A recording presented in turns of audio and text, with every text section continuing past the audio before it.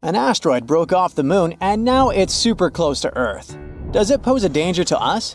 Kama'oalewa, also known as 2016 HO3, spins super quickly as it orbits near our planet. Let's call it HO3 for short. Astronomers found it on April 27, 2016. Compared to other asteroids, it's tiny. On Earth, though, it would be the size of a small building, or about half the size of the London Eye Ferris wheel. They discovered it in Hawaii, and its name roughly translates to a fragment of something that seems to wobble. After some study, they realized that this asteroid might be a chunk of the moon that got blasted into space. There's a part of the moon called Giordano Bruno crater, named after an Italian philosopher, that guy who had to pay quite the price for his ideas. If you look at it from space, Giordano Bruno stands out because it's surrounded by some rays of material. They're super huge, stretching over 93 miles and are still bright. This means that an enormous boom once happened there. There's an interesting story about this. In 1178, 5 monks were traveling in Canterbury, England. Suddenly, they saw something strange happening on the moon. They said it looked like the moon was splitting, with flames and sparks. Then there was a darkening that spread all across the lunar surface. In the 20th century, scientists found these records and thought that these monks saw the formation of the Giordano Bruno crater. But later it turned out that the crater is about 4 million years old. And thank the stars, because such a massive impact, if it really happened in the 12th century, would have gone crazy on our planet. It would have caused a huge meteor storm on Earth. In any case, our HO3 is most likely a piece of the moon that broke off during that impact 4 million years ago. Luckily, there's no need to panic about it.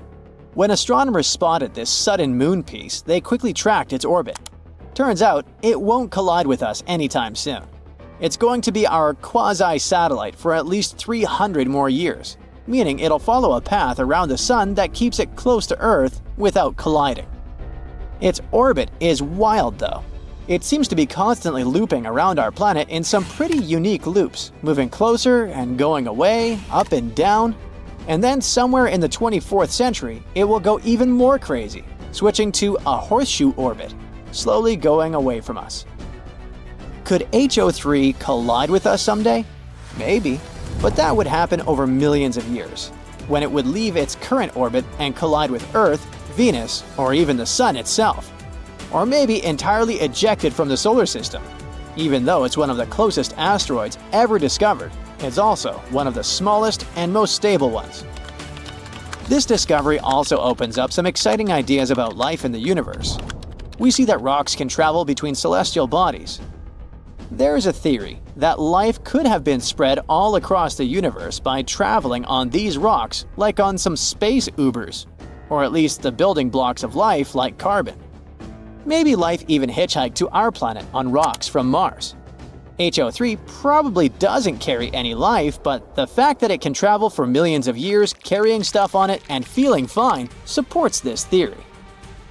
Astronomers want to send something to investigate HO3.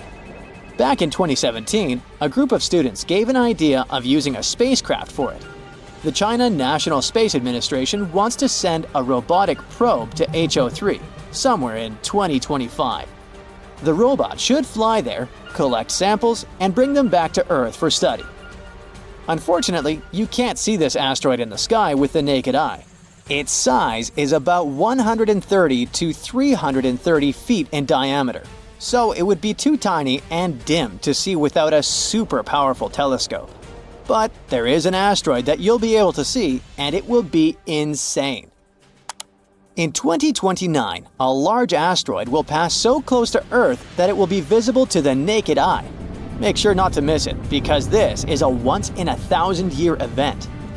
The asteroid is known as 2004 MN4, or Apophis for short. It's much bigger than HO3, about 1,210 feet wide. This will be the closest asteroid passage ever. This one actually caused some panic back in December 2004, all because there was a 2.7% chance that it could hit Earth in 2029. People were horrified. Even the name, Apophis, is inspired by an evil serpent from ancient Egyptian mythology. a huge monster that fought Ra and always tried to swallow the sun and destroy the planet. Luckily, when scientists got more data, they realized that it would pass pretty close to us in 2029, and we'd be able to see it in the sky. But then, it will just fly away like a chill asteroid. There was another worry though. That during its close pass, Apophis might travel through something called a gravitational keyhole. Basically, that it could travel through a specific narrow region of space which would accidentally alter its orbit. And then it would make an epic comeback in 2036, like the planet from the movie Melancholia. However, after some calculations, scientists ruled out this possibility as well. Apophis will still come quite close to us in 2036, but it will be about as far away as Venus is when it overtakes Earth. And then, Apophis and Earth will just go their own separate ways. On average, an asteroid the size of Apophis is only expected to hit Earth once every 80,000 years. And if it did hit us, it would completely destroy a huge area, causing earthquakes and tsunamis all around the world. But it wouldn't cause an apocalypse or anything like that. You'd only be able to see Apophis from Europe, Africa, and Western Asia. So if you want to see it, you might need to travel. The asteroid will look like a fast-moving star in the night sky, shining bright enough to be seen without any special equipment. It would be easy to spot at night, though city lights might make it harder to see. Now, can you imagine that these are not the only guys hanging nearby? Both HO3 and Apophis are part of the so-called Apollo orbit asteroids. These are the asteroids with orbits going around Earth, an entire group of dangerous fellas. Since they cross Earth's orbit, they have the potential to come close to or even collide with our planet. The first asteroid of this group to be discovered was 1862 Apollo, named after the Greek deity of the sun. It was first discovered in 1932, and the group was named after it. This one was even bigger, almost a mile in size. In fact, it's so huge that it even has its own tiny moon. Apollo crosses orbits of not just Earth, but also Venus and Mars. Fun fact, even though it was the first one of its kind, telescopes accidentally lost it out of view for over 40 years. So scientists went, oh well, let's just keep the count of things we can see. When Apollo was rediscovered in 1973, it wasn't the first asteroid on the list and got a big number in its name. Apollo will fly near us during the next hundreds of years. In 2075, it will be somewhere around Venus, but it should fly by as well. In any case, there's no need to worry, because astronomers are keeping a close track on these guys. If we were in any immediate danger, we'd have known. In order for an asteroid to totally destroy life on our planet, it should be bigger than 6 miles in diameter, like the one that helped to wipe out the dinosaurs 66 million years ago. But these guys are so crazy rare, we'd probably live on other planets by the time they arrive on Earth. Hey, look at this blazing monster. It's a white dwarf. These stars are known for gobbling up passing objects, and one day, these objects might be the planets of our own solar system. According to a new study, parts of the solar system will be pulled into a white dwarf star, crushed up, and eventually ground into a fine dust like coffee beans in a blade grinder. Hey, you like that analogy? Now, white dwarfs are a final stage of a star's life. It's a small but very dense star that's typically the size of a planet, the result of a low-mass star exhausting all the nuclear fuel in its center and losing its outer layers as a planetary nebula. When our sun turns into a white dwarf, and it is bound to happen sometime, it'll destroy the asteroids and moons around Mars and Jupiter. They will be pulverized by its gravity. Earth, though, will be swallowed up even before the sun turns into a white dwarf. But it won't happen for another 6 billion years. Researchers working on this topic have come to such conclusions by observing what happened to space bodies, asteroids, moons, and planets that were passing close to 3 white dwarfs. For 17 years, they observed and analyzed transits. That's when the brightness of a white dwarf dips because of an object in a stable orbit passing in front of it. In the case of white dwarfs, we can predict such transits and use them to study the stars themselves and celestial objects passing by them.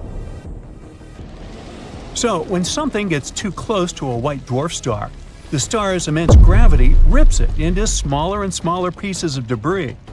The team also found out that transits of such debris are chaotic. Plus, this debris is oddly shaped, which means that it is being devoured further.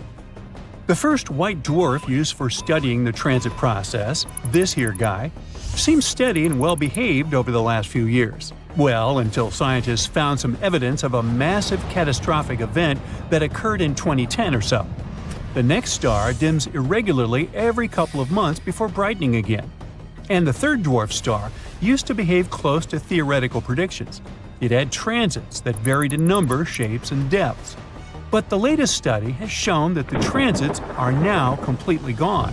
And this indicates the unpredicted nature of transits. One minute you see them, the next, poof.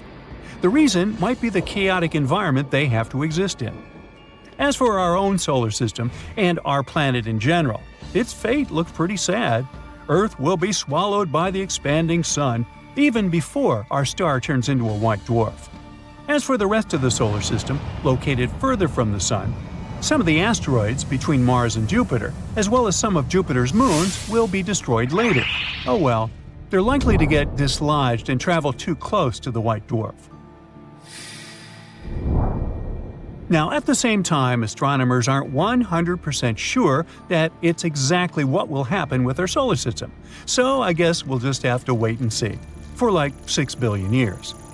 Speaking of white dwarfs, scientists have recently found one that has a bizarre metallic scar on its surface. This blemish could have formed after the star ripped up and ate a tiny planet orbiting it. White dwarfs with traces of metal in their atmospheres aren't rare. These traces are left by planets falling into stars, affected by their gravity. Experts have long thought that such metal should be distributed evenly across the surface of such polluted white dwarfs. But a new study has discovered a white dwarf with a weird concentrated patch of metal. This star was monitored over a period of 2 months with the help of the Very Large Telescope in Chile. The researchers found an opaque patch of metal. It was located over one of the star's magnetic poles and blocked some of the star's light as it rotated. Based on this position, astronomers concluded that the material could have been funneled into the star by its powerful magnetic field. This process is similar to one causing auroras on Earth, where charged particles follow the magnetic field to the surface. Now, the planet destroyed by the white dwarf was most likely very small, around the same size as asteroid Vesta in our solar system, which is a mere 326 miles across. Its debris is now prominently displayed on the host star's surface. It makes it easier for researchers to examine what the planet's geochemistry was before it was devoured. Such a study might even turn out to be one of the best ways to observe small worlds beyond the solar system, even if such a world has already met its demise. There might be many more scarred stars like this one. The one in question was the first, but probably not the last. Even better, astronomers have already discovered 2 white dwarfs that seem to have similar scars. Making repeat observations of such stars might help us unearth, pardon the pun, no, I meant to do that, unearth even more secrets and make more discoveries. Another bizarre white dwarf discovered not long ago seems to have stopped cooling due to the formation of internal crystals. It challenges existing theories on star aging and also questions the method of stellar age estimation. But scientists might have understood why it may be happening.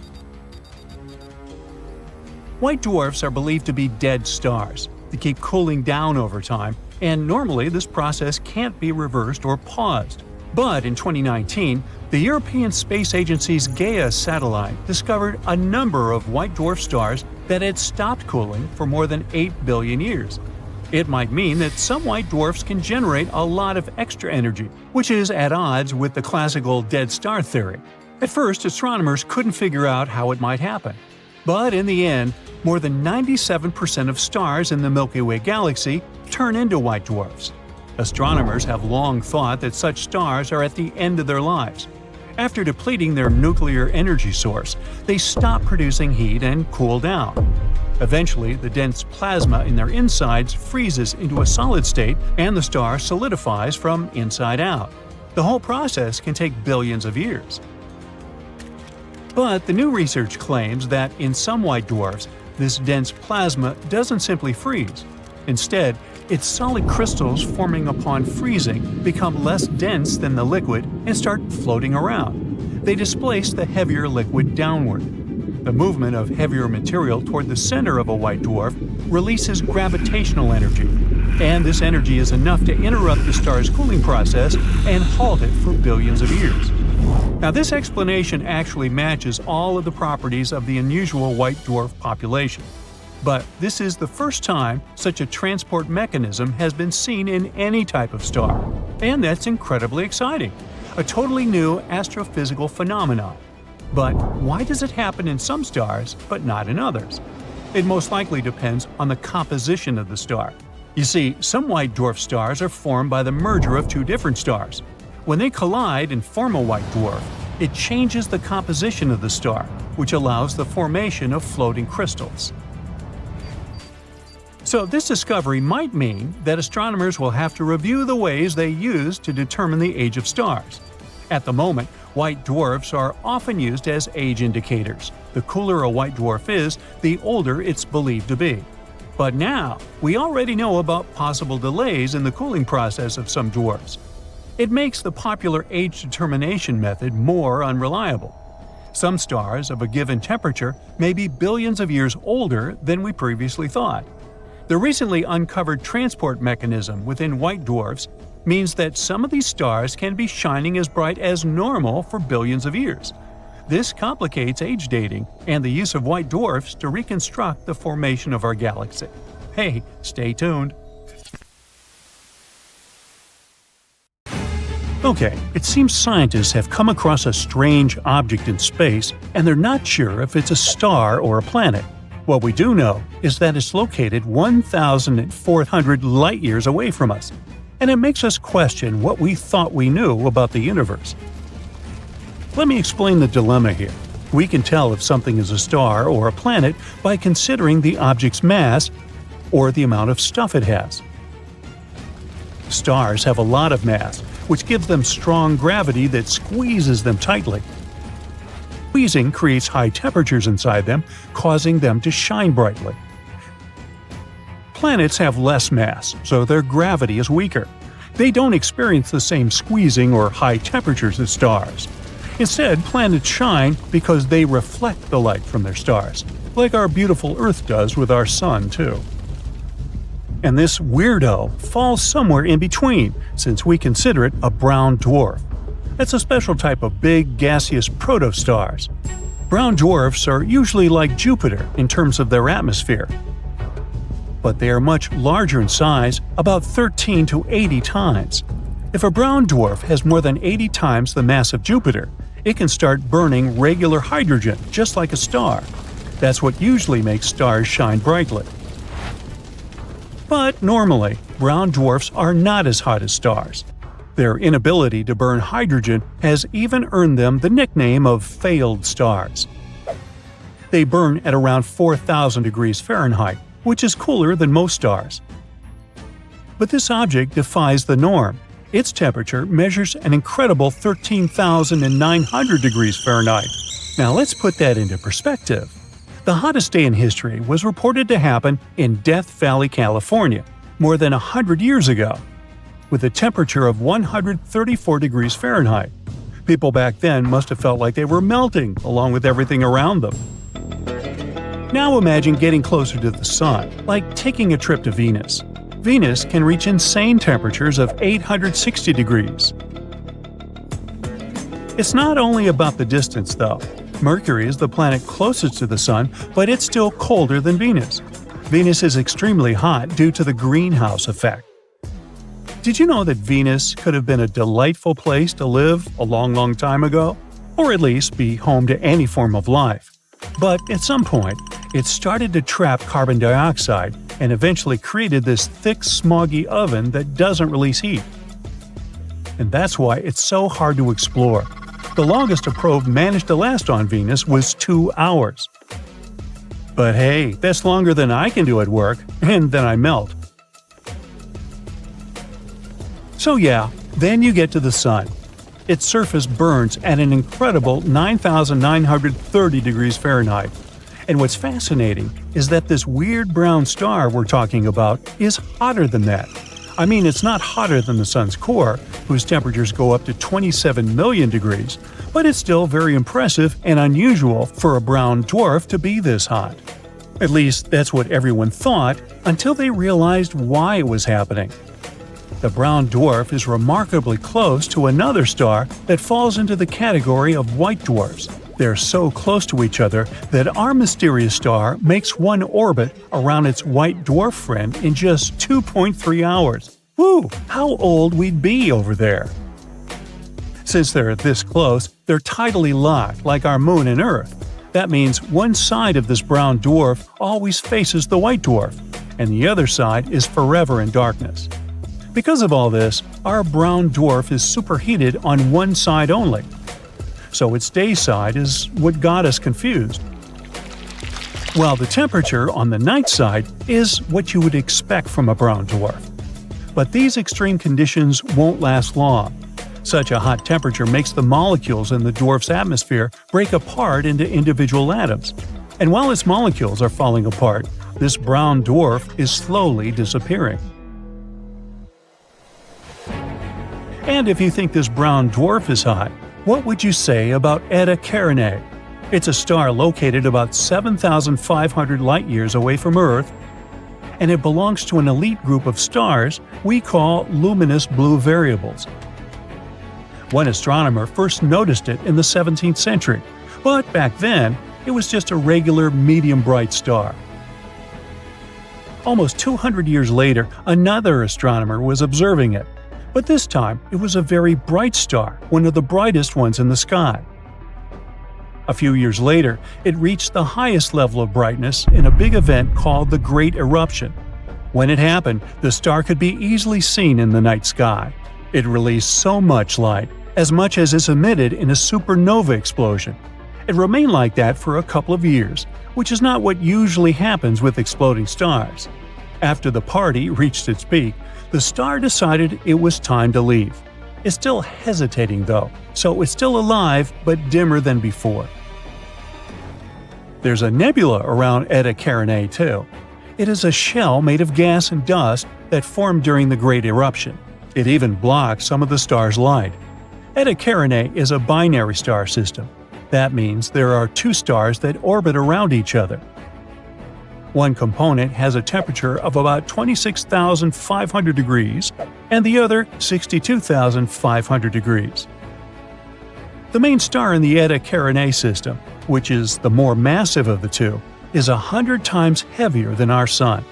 Because of its enormous mass, scientists predict that this star may eventually explode in a powerful event known as a supernova. But not for another several thousand years. So, by now, you might have already guessed what the hottest thing in the universe is. Ta-da! A supernova. The supernova is what tells us that the life of a star has ended. We're talking about the most powerful explosions in space. They happen when a star that's between 8 and 40 times more massive than our Sun flops. Its core can no longer create enough energy through a process called fusion, so the star can't even handle its own gravity. It's like a stellar burnout, too much work a star can't handle, and its core just collapses. During a supernova, the temperatures in the star's core can get 6,000 times higher than in the core of the Sun. Or sometimes, a specific type of star called a white dwarf suddenly restarts its nuclear fusion, and bam, you get a supernova again. Kepler's supernova happened at the beginning of the 17th century, and it was the last really big supernova event we directly observed from Earth. On average, supernovas in our galaxy happen 3 times every century. I mean, we got a smaller supernova in 1987 too, when a blue supergiant exploded in one of the Milky Way's satellite galaxies, which we know as the Large Magellanic Cloud. This explosion was so strong, people could even observe it with the unaided eye, even though it was incredibly far, 168,000 light-years away from our home planet. What a topic for summer days, huh? But check this out. We can also talk about the hottest thing people have ever created, made in a surprising place, Switzerland. Nah, we're not talking about a super hot chocolate. A group of scientists there created a subatomic soup called a quark-gluon plasma. In this experiment, the temperature got 250,000 times as hot as the sun's core.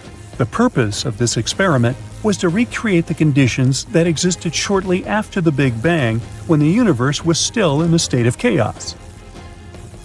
Okay, let's get even more extreme. In theory, things can get even hotter. Have you heard of the Planck temperature? It's an insanely hot temperature with numbers so high we can't even imagine. A supernova is like tepid tea compared to this madness. And who even knows what the matter does at these temperatures? Okay, I'm done. Now we take you back to your regular universe. Bye now. Spotted. It seems like two giant stars were caught in the middle of a romantic kiss. This sounds a little bit like paparazzi fodder at first, but we're actually talking about a cosmic twist an international team of astronomers has discovered. So, the life cycle of a solo star is relatively simple. They're born in vast, gassy areas of space, burn through their fuel, and at some moment, they explode as supernovae. But when stars are born relatively close to each other, their gravitational pull can cause them some troubles and captivate them into what seems like an eternal dance. In some moments, they come so close to each other that they're practically touching. These stars may spend billions of years circling each other, but their kiss lasts for a few million years only, which is just a blink of an eye in cosmic terms. The lead author of this study was on a mission to find these binary stars caught in such a cosmic kiss. He focused his search on the Tarantula Nebula, a beautiful star-forming region located in a large Magellanic Cloud, which is 160,000 light-years away from our home planet. And there it was, the shiny double star system that stood out from the rest. The two stars found there were pretty big and nearly the same size. Together, they make a mass of about 57 times larger than that of our Sun. Before this, we discovered only 3 other binary systems with a large mass.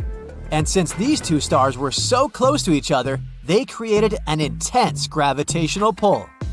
This made them orbit each other at a staggering rate of once a day, with their centers a mere 7.4 miles apart.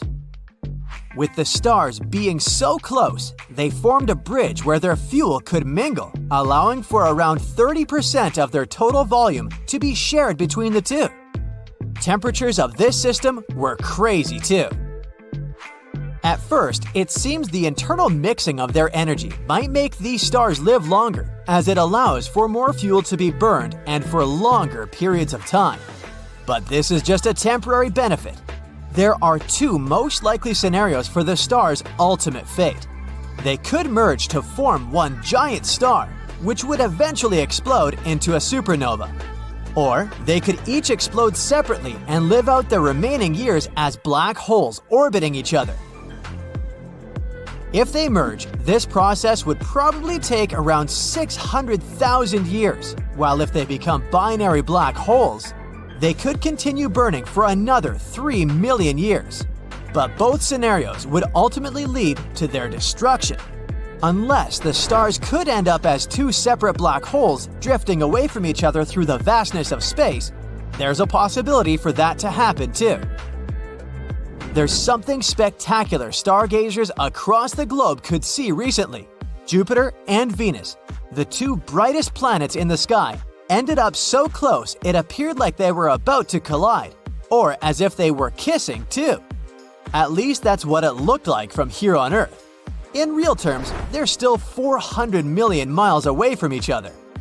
Here's another interesting thing astronomers like to talk about: G-objects. Those are celestial objects that look like clouds of dust and gas, but behave like stars. At the center of our galaxy, there's a supermassive black hole. It's 4 million times the mass of our Sun, and recently, scientists found out there are two mysterious G objects that hang out pretty close to that black hole, so-called G1 and G2. And the most probable theory is that G2 are two stars that were orbiting the black hole in tandem and merged into an extremely large star cloaked in unusually thick gas and dust. During G2's closest approach to the black hole, it showed a strange signature. It was elongated, and much of its gas was torn apart.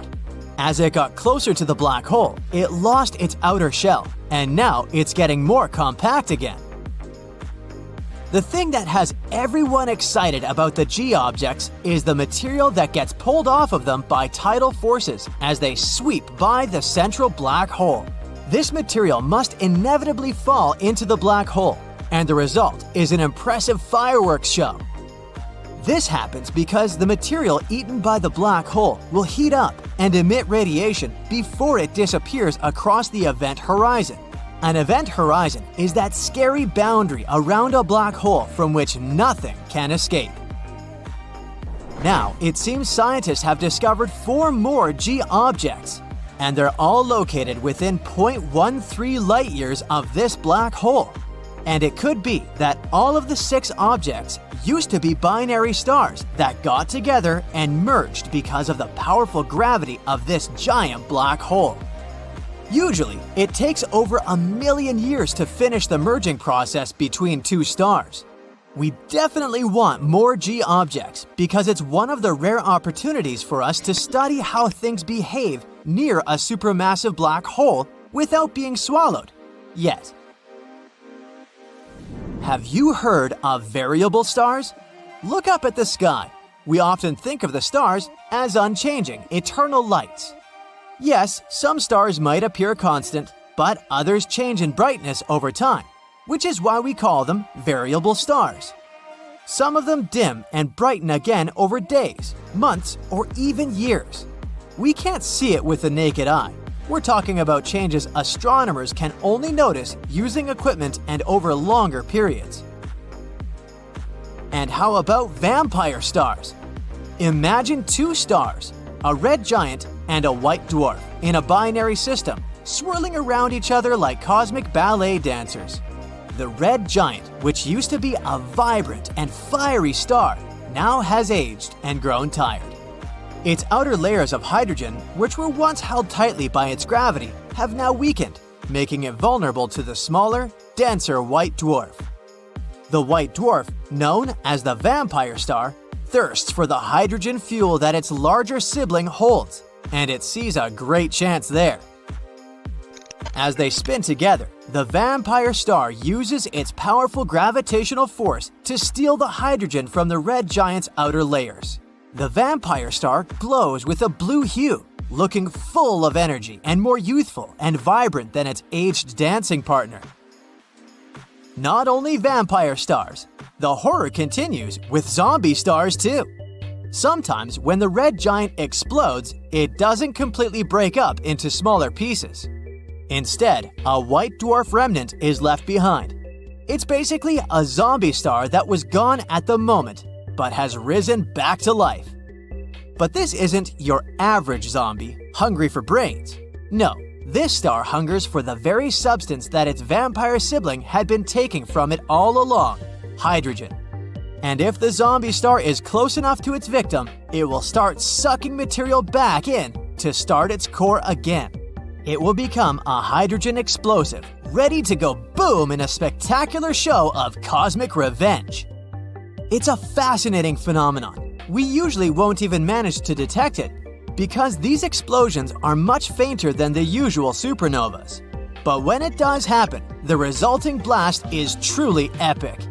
And it destroys both the vampire star and its zombie sibling. It seems vampires and zombies may not be a work of fiction after all. Not only are we made of stardust, but we're also more similar to stars than we thought too. For example, stars also like to hang out with their close group of friends. Most stars prefer to travel through the universe in clusters. It's a group of stars that end up bound together by gravitational force. The stars in the cluster are mostly made of the same age and type, hobbies, and interests. I guess even they have better social lives than I do. Usually, when we look at the photos of astronauts in space, we can see that they're sort of attached to the spacecraft. But there was one brave astronaut who took a wild step into the great unknown without any safety line connecting him to the shuttle. This brave man was Bruce McCandless, and he did that stunt back in 1984. How did he come back, you may ask? He did this cool trick using a nitrogen jetpack, which NASA called the Manned Maneuvering Unit. At first, he tried out some test maneuvers in the Challenger's payload bay, and only after he made sure it was all right did McCandless decide to go for it and glide a staggering 320 feet away from the shuttle. A bit of sad stats here. Out of the 430 people who have made the leap into space, 18 have sadly lost their lives, which gives us a fatality rate of just over 4%. With these numbers, it's safe to say that space shuttles are the least safe means of transport out there. Duh. Alright, let's make it a tad brighter. If we crunch the numbers a bit better, we can get a smaller percentage. But how? Well, 4% is a bit misleading because when we count, we take all the space flights. However, some people flew several times, which reduced the probability. With over 600 seats filled across 113 shuttle flights, the true fatality rate for shuttle missions is actually closer to 2%. Let's test your general knowledge now, shall we? So, what was the first living thing ever sent to space? If your answer is a monkey, you aren't right. Those who said dogs, sorry you guys, but it's not correct either. On the 9th of July, 1946, fruit flies became the first living creatures to make it to space during a suborbital V-2 rocket flight. Then, on the 20th of February, 1947, these little guys safely returned from their journey, opening the door for future human space exploration. Before, we sent to space mammals like the rhesus monkey, Albert II, in 1949, or the famous space dogs. Scientists spent a lot of time studying fruit flies to see how they reacted to radiation and the conditions of space travel. Researchers started using fruit flies for experiments back in the 1910s. Guess why? Because we humans share a lot of genes with these yucky pests. Imagine hearing some creepy music all of a sudden, when there's nothing but darkness around you and nobody is there to help you. Right, now imagine how elevated this experience was for astronauts who heard some creepy music in their space shuttle. Months before the moon landing, Apollo 10 astronauts were orbiting the moon, testing equipment, when they heard strange audio noises. Astronaut Eugene Cernan noted the eerie sounds, joking they were like weird music. At that moment, the astronauts didn't have contact with mission control. They were over the moon's dark side. Although the noises resembled something from a sci-fi film, NASA downplayed them as they were focused on the astronauts' mental health. Despite years of speculation, the source of the sounds remains unknown, with theories ranging from radio interference to charged particle activity. Cernan later remarked that they didn't take it seriously and didn't report it after the mission. Chances are, we've already received messages from new friends from other galaxies, but we just failed to understand them. In August 1977, some astronomers using the Big Ear radio telescope at Ohio University picked up a strange narrow-band radio signal from the constellation Sagittarius that lasted for 72 seconds. The signal buzzed at a frequency of 1,420 megahertz, which is significant because it matches the natural emissions from hydrogen. This frequency had been flagged by scientists almost 2 decades earlier as a likely choice for extraterrestrial civilizations trying to reach out to us. They dubbed it the WOW signal after one of the astronomers wrote "WOW" on their printout. We've never heard that signal again, and no one has been able to explain its origin satisfactorily. After spending about a month in space, astronauts start losing quite a lot of skin from the bottoms of their feet, especially those tough calluses they've built up over time. One astronaut even called Mission Control in a bit of a panic when he noticed a chunk of his heel drifting off in zero gravity. But no worries, as the old calluses peel away, new ones spring up from the tops of their feet. They need that grip to hold on to all the restraints, kind of like airborne trapeze artists. Going number 1 and seeing blood is as scary as it sounds, and yes, in the weightlessness of space, blood doesn't settle in the lower body in the same way it does on Earth. This can lead to some alarming situations on board. Natural urges are universal, regardless of location. There are 2 main reasons why astronauts are unable to use traditional toilets in space. First, water is an extremely valuable resource aboard a spacecraft. Second, there's no gravitational flow of water in space. The drinkable water on a space station is contained in pouches and is used accordingly. In a weightless environment, a specialized device with suction and disposable bags is used for waste collection, with the storage being replaced every 10 days. Additionally, spacecraft are equipped with complex systems designed to recycle and filter liquid waste, converting it back into usable water for the astronauts' daily needs. As if that wasn't enough, spending an extended period floating around in space brings another challenge. The body may lose its bursa sacs, those handy little cushions that sit between our hip joints.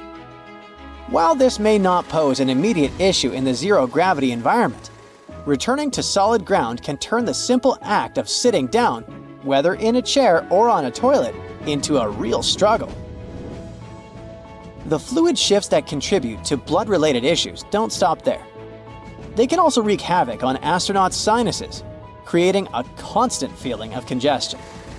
It feels like living in a stuffy room all the time, where relief seems just out of reach. Thus, the challenges of long-term space travel add up, making the experience as daunting as it is thrilling.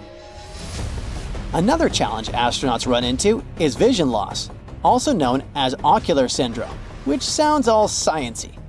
While the exact cause is still a bit of a mystery, it's thought that extra pressure on the brain can mess with both the retinas and optic nerves.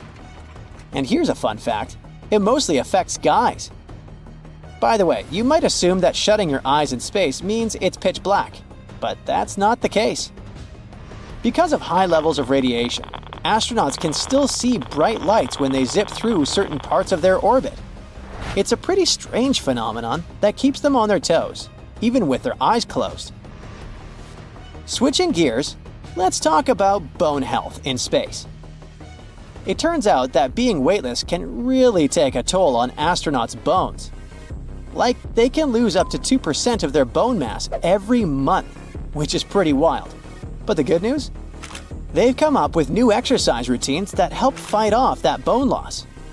So, while space travel definitely has its challenges, researchers are working hard to keep astronauts in tip-top shape as they explore the universe. The Big Crunch is a cool theory about how the universe might end, and it's basically the opposite of the Big Bang. So, imagine the universe expanding for ages, but then it hits the brakes and starts collapsing in on itself, maybe even forming a huge black hole.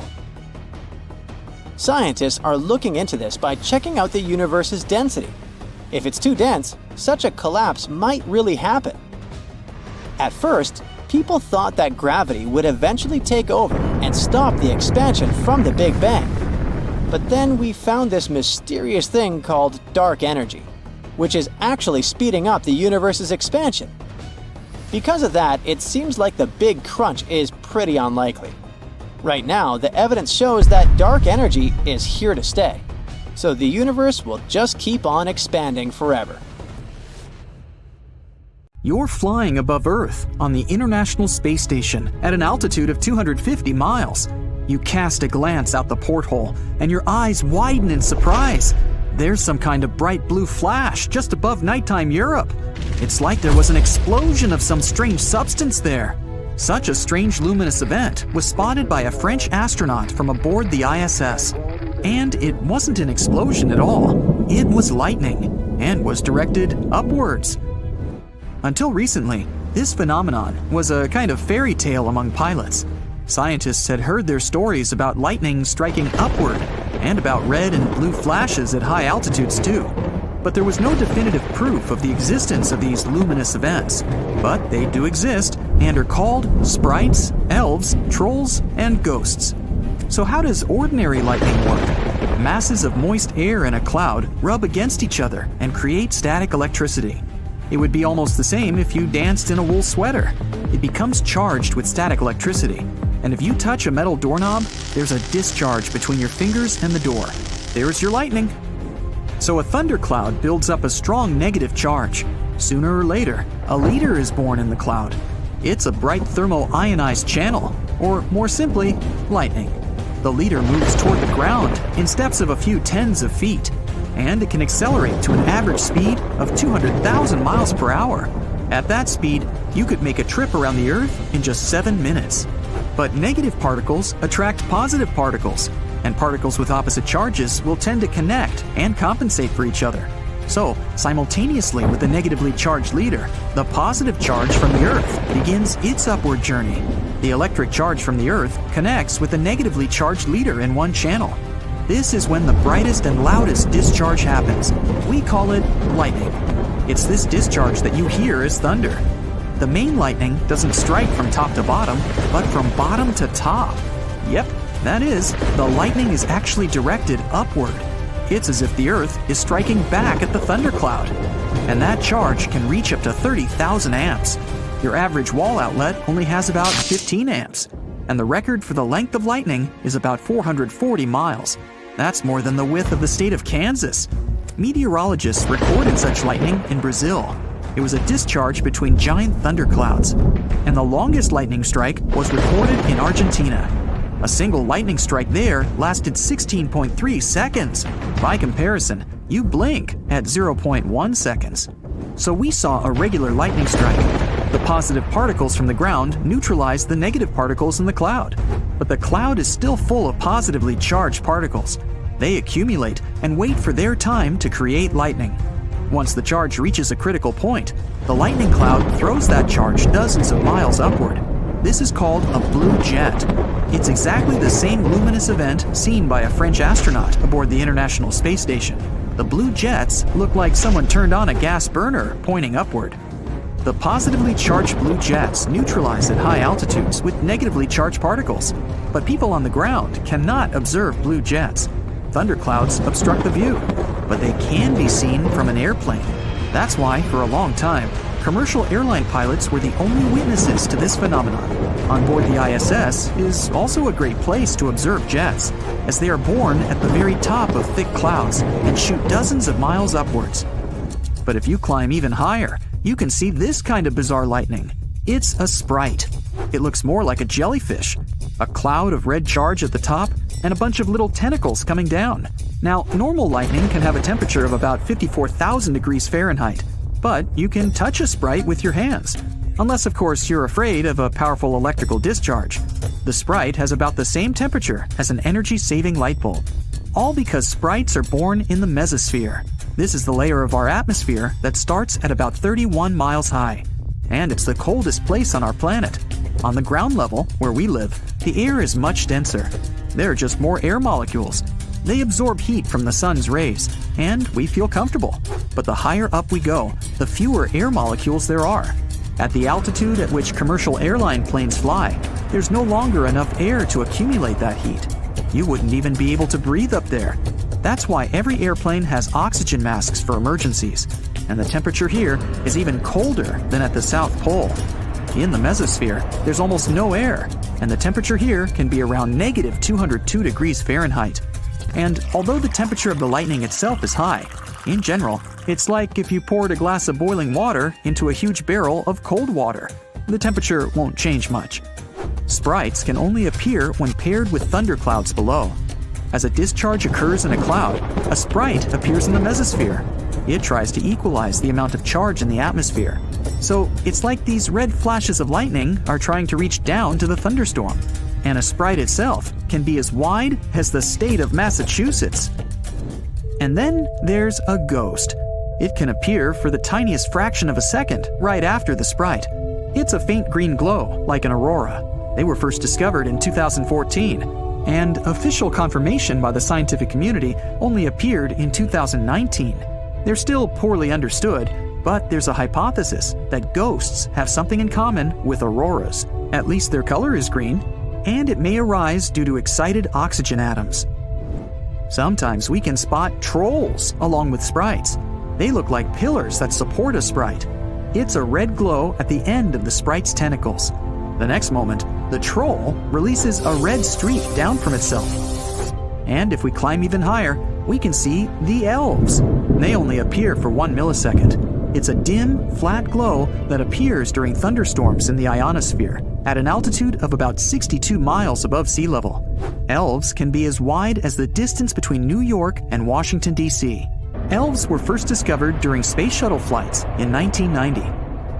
And these are pixies. They weren't discovered until 2000. Scientists observed bright, brief luminous events for 20 minutes. Although they look like lightning striking inside a cloud, they have nothing to do with them. Pixies are smaller than 100 meters, which is about 330 feet. We shouldn't forget that any lightning is extremely dangerous for humans, and if you're caught in a severe thunderstorm, you need to leave its epicenter immediately. You can determine how far you are from the epicenter easily. The speed of light is much faster than the speed of sound. So, when lightning strikes, it takes a couple of seconds until you hear the thunder. So, you need to measure that interval. Lightning! Now count the seconds. Every second of thunder delay after lightning is about 1,150 feet. That's the distance a wave of sound travels in 1 second. So if the thunder delay after a lightning strike is 5 seconds, you're about 1 mile from the lightning. You can also tell if there will be a thunderstorm by the smell. The air before a thunderstorm seems unusually fresh. This is because the air currents bring in ozone molecules from the upper atmosphere. The same ozone protects us from harmful ultraviolet rays and transfers heat from the sun to the atmosphere. What we use to breathe is the oxygen of 2 atoms. Add 1 more and you get ozone. Ultraviolet light breaks down the 2 oxygen atoms and is absorbed by them. These broken atoms are then attached to the normal double oxygen atoms. When an ultraviolet beam strikes an ozone molecule, it knocks 1 oxygen atom out of the chain again. But ozone tends to regenerate, so the lost oxygen is reattached to other double atoms. But the ozone layer began getting damaged when humanity started emitting harmful gas into the atmosphere. Freon is to blame. It's the gas we were using in old refrigerators. The freon molecule contains harmful chlorine atoms. Ultraviolet rays knock this atom out of the molecule. Then that chlorine atom steals 1 oxygen atom from ozone, and we have a double oxygen molecule that can't regenerate and save us from the harmful ultraviolet rays. This causes a hole to appear in the ozone layer. The most famous ozone hole was over Antarctica, but when humanity banned the use of harmful chemicals, this hole began to recover. It's not that the hole will close completely, it will just return to the way it was before. Well, your childhood dream is coming true. You've been selected as one of the volunteers to go to space as a tourist. It's time to pack your bags. Must check the airline? Strike that out. Make it spaceship luggage restrictions. And trust me, the low-coaster airline rules down on Earth are nothing compared to the do's and don'ts for the International Space Station. A regular mission to the ISS lasts 6 months. So any ship going up there brings supplies for the astronauts already there. And it's not just some vital materials to keep the mission running, but also crew care packages. Those are meant to make life among the stars more comfortable and include something nice from the crew members' homes or the support staff. There's a weight limit of around 11 pounds, and the size of the package is 9 by 16 inches. Food can be inside, but anything that can produce crumbs isn't welcome. Perfumes, aftershaves, mouthwash, and anything in pressurized cans like shaving cream aren't allowed. And in case you were wondering, video games can't be in your crew care package.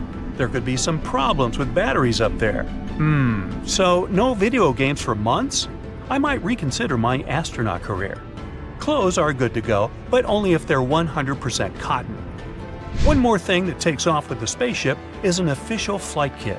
It has around 120 pounds of flags, patches, stickers, and other merch. And no, it's not for sale in case we do find life on Mars. These items from NASA, commercial partners, and international organizations are supposed to come back to Earth to be used as souvenirs, museum exhibits, or awards. And, of course, you'd have to send NASA an official request, and they'll decide which items and how many can go. Now, life in space would be sad if you can't bring something that reminds you of home, right? Well, NASA's got you covered. You can also bring a personal preference kit on your mission. Don't get too excited though, it's just around the size of a lunchbox and can fit a bit over 3 pounds. PPK was introduced during the Gemini program, when 2 people could fit into a capsule instead of 1 like before. Back then, personal items had to go inside a gray nylon bag with a drawstring. Astronaut Wally Schirra chose to pack his bag with 20 gold medals, 5 silver medals, flags, patches, and a Florida hunting license. I wonder what plans he had for his time in space. His colleague, Michael Collins, who went on the first mission to the Moon, brought 3 flags with him, among other things. Years later, he took part in a NASA poll on Twitter and shared that he wished he had brought coffee and a good book to read. The more popular choices for PPK are family photos, ball caps, t-shirts, pins, and other things with logos of universities or teams and other memorabilia that mean something to them but remain a secret. Many crew members also bring musical instruments that later stay on the space station. One astronaut even got an alto saxophone for his birthday in space. That one must have been tough to hide. Another popular carry-on choice is camera gear. The views up there are too good not to capture. So, you finally choose the particular photos of your relatives to take with you and which should stay on Earth. You reach the ISS, embrace its residents, and naturally, your next wish is to take a shower after the trip. But don't get your hopes up. Water doesn't flow in zero gravity, so you won't be able to take a refreshing shower up there. Plus, water is pretty heavy, and it would be pretty expensive to send rockets filled with it into space. So, astronauts use pre-moistened wipes or towels with liquid soap to wipe their hands and faces. Another wet towel can serve to clean the rest of the body. But what about hair? Well, meet your new friend, the rinseless shampoo. You can't let splashes of water escape and mess up the electronics, so you gotta use a straw-like nozzle to run the water through special bags made of foil and plastic. Most of the water used for it goes back into the air conditioning system. It gets filtered and recycled to be used for drinking. Now, astronauts do brush their teeth, but even that simple task requires some skill in space. You'll need to attach the toothpaste tube to a wall and then squeeze a tiny bead of water over the toothbrush. Then you can brush your teeth like you do on Earth, squeeze some more water, and wipe it off with a towel to clean the brush. And oh, there's no sink to spit into, so you'll have to take a couple of sips from your water bag and swallow the toothpaste with it. Boy, sign me up. All that space routine has worn you out. Time to replenish your energy supplies. Luckily, space food is no longer mashed up in a tasteless mix and packed in tubes we've all seen in movies. Space food advanced along with space technologies, and now astronauts have a diet similar to yours down on Earth. They can eat fruits and brownies in their usual form.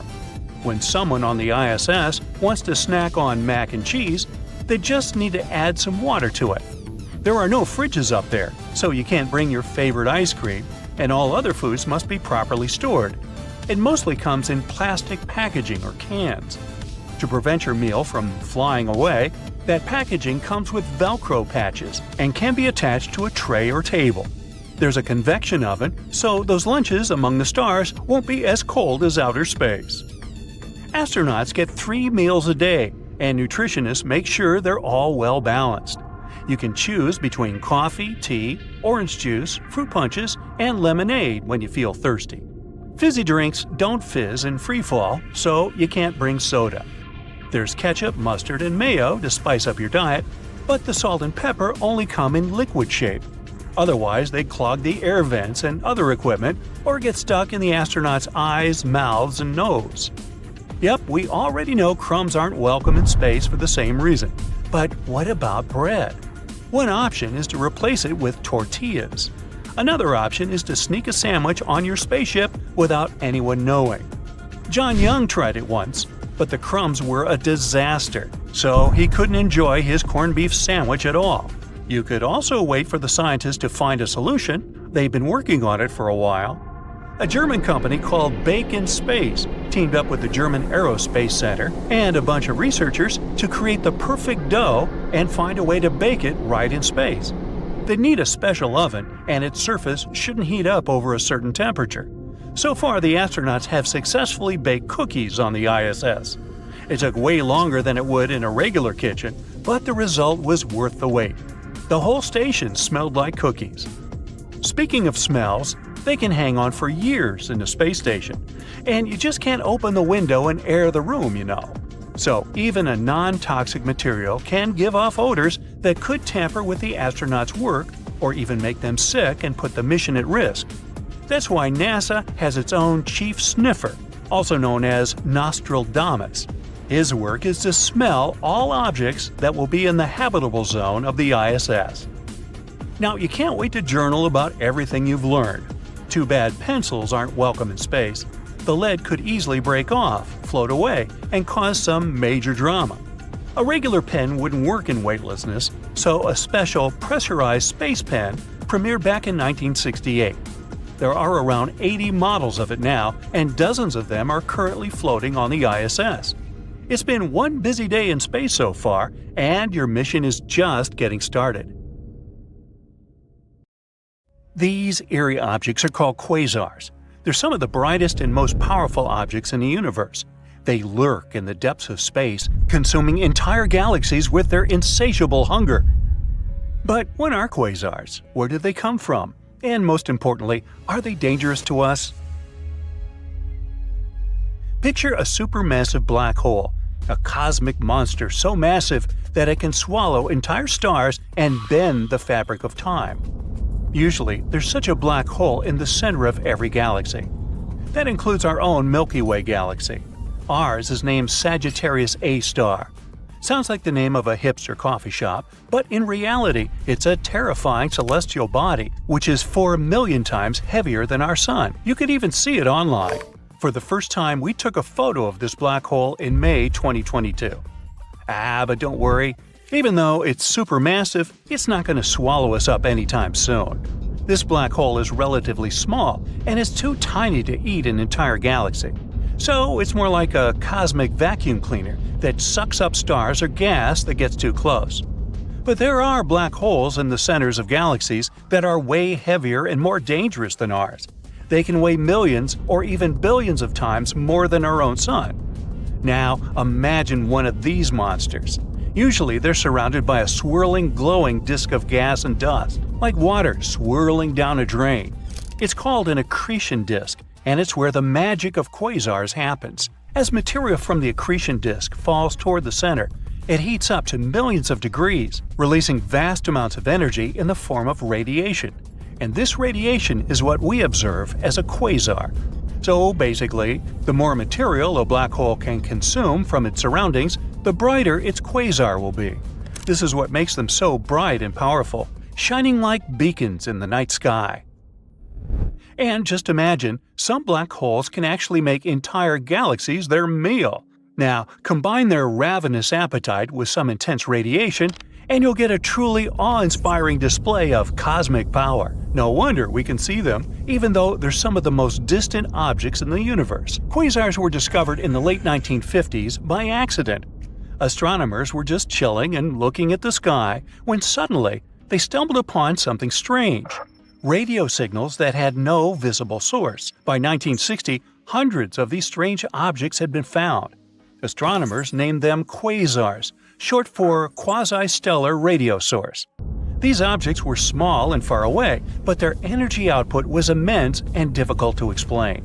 Some thought that these were new types of stars. Others even proposed wild things, like quasars being made of antimatter or being the end of a wormhole. But all these theories were discarded. A scientist named Martin Schmidt was the first one to get to the truth. However, many astronomers didn't believe him. Schmidt had to do a lot of extra work and gather lots of evidence to prove his theory. And finally, he prevailed. And that's how we discovered quasars. Don't you love the scientific method?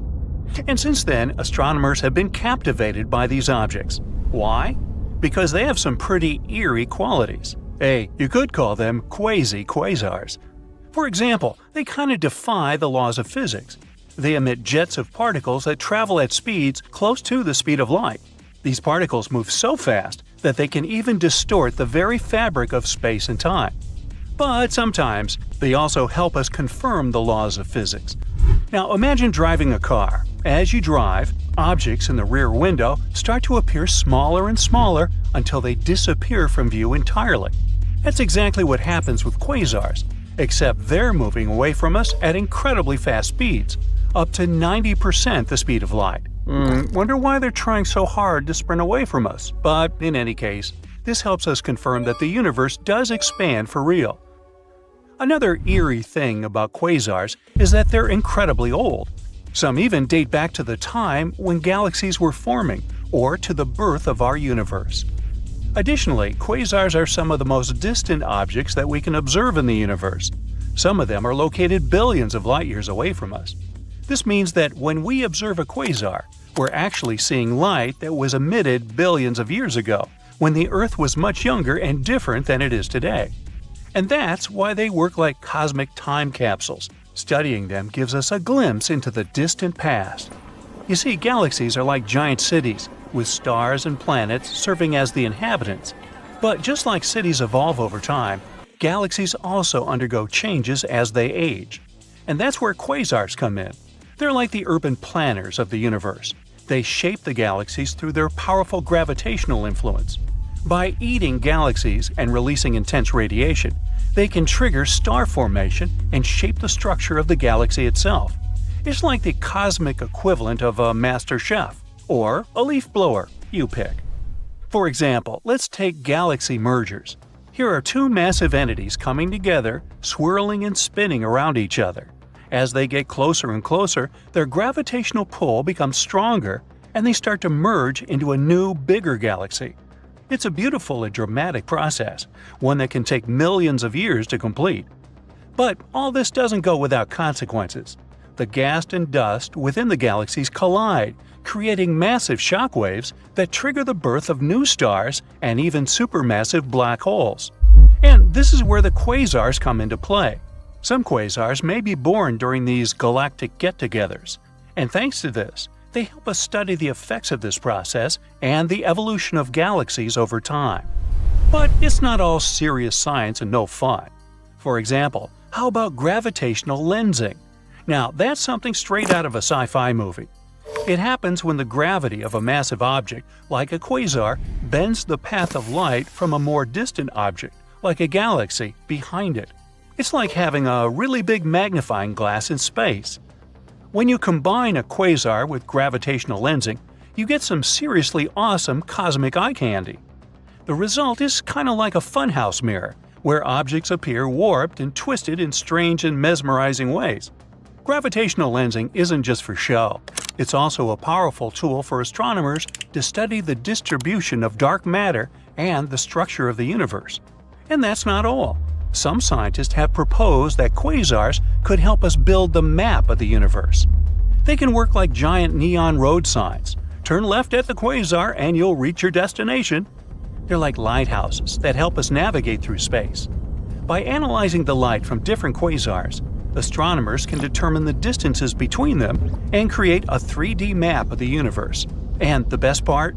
Quasars are located throughout the entire universe. That's why this cosmic map can give us a comprehensive view of the universe on a scale that was previously unimaginable. Who knew that a giant galaxy eater could be so useful? There's still a lot we don't know about these mysterious objects. In 2007, a team of astronomers made an astonishing discovery: the first true binary quasar. Basically, this means two huge quasars spiraling around each other. What's more, they were hiding in plain sight. For years, scientists had known about this radio source, but had never realized that it actually comes from one lovely couple. The astronomers also estimated that this pair may have a mass of about 100 billion suns. They're super distant, though, at an astounding 12 billion light-years away from our blue planet. Overall, quasars are a fascinating and complex phenomenon that continues to baffle and intrigue scientists.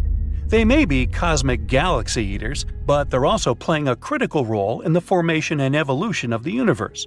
And who knows, maybe one day they'll become one of the keys to unlocking the mysteries of our universe. Oh, you quasars. So, Mars has several faces. No, really. Back in 1976, when the Viking 1 orbiter was checking out the red planet, it spotted something interesting, a big structure that looked like a human face. It was in the region called Cydonia. It soon became very popular. A bit later, we also discovered the so-called crown face in Libya Montes. Mars in general has a lot of strange structures on it. In 2022, we spotted a door-like structure there. NASA's Curiosity rover snapped some pictures of a rocky mound called East Cliffs on Mount Sharp. This mound has natural cracks in it, and one of them is about the size of a dog door, like something from an ancient Egyptian tomb. A lot of people hyped that story up. The image was shared widely on social media, making the crack look bigger than it really is. Some people think that it's hinting at extraterrestrial life. But after looking closely, NASA found out that it was just a narrow crack in the rocky terrain. These cracks and gaps are pretty normal in rocky areas, both on Earth and Mars. The crack formed naturally over time, maybe from wind erosion or Mars quakes. Mars is a gold mine of mysterious structures. Recently, we found some strange spiral shapes there. These are giant coils made of lava, and they look like big springs or loops. For years, we weren't sure whether Martian valleys were formed by lava or ice. These lava coils are shedding light on that mystery. Now, thanks to higher-resolution images from NASA's Mars Reconnaissance Orbiter, researchers have spotted 269 lava spirals that can't be explained by ice-related activities. What's fascinating is these lava coils are like the ones we see on Earth, like those formed by Hawaiian lava flows. These spirals are so well preserved that they were easily overlooked before. They range from 16 to almost 100 feet wide and are subtle, blending into the dusty Martian landscape. These coils can teach us a lot about Mars's composition, especially its crust and mantle. We still don't know much about those. But Mars isn't the only planet with strange structures on it. For example, Saturn, the gas giant of our solar system, has a fascinating feature at its north pole, a huge hexagon. This is a hexagon-shaped cloud pattern. It's about 9,000 miles long, making it larger than the diameter of Earth. It's thought to be a jet stream made of gases moving very fast, at about 200 miles per hour. This hexagon was first spotted by the Voyager mission in the 80s, and later seen up close by the Cassini mission in 2006. The Cassini mission noticed a change in its color from blue to golden over time. There are different ideas about why Saturn has this thing. One theory suggests it forms because of the way winds move at different speeds near Saturn's poles. Similar shapes were created in lab experiments when liquids were rotated at different speeds. Another idea suggests that a slow spinning stream of air, along with Saturn's special weather patterns, might be responsible. In 2020, we found that when storms are surrounded by winds swirling in the opposite direction, they can create a steady hexagon shape. So far, this is the most likely explanation. Saturn also got lucky with the bizarre moons. One of them is called Lapidus. This moon has a weird feature, a huge ridge that wraps around its middle like a giant belt. This basically makes it look like a giant walnut. Where's my nutcracker? This ridge is incredibly tall by our standards, around 8 up to 12 miles high and stretching 124 miles wide. It covers more than 3/4 of the moon's surface and is considered the third largest mountain range in the entire solar system. Now, we don't have a clue about how this enormous ridge formed. It's unlike anything seen on other planets or moons. There's one idea, though. The ridge might be the remnants of a dead moon. Let's say billions of years ago, a colossal impact shattered chunks of material off Lapidus. These pieces circled around the moon, forming a mini-moon or sub-satellite.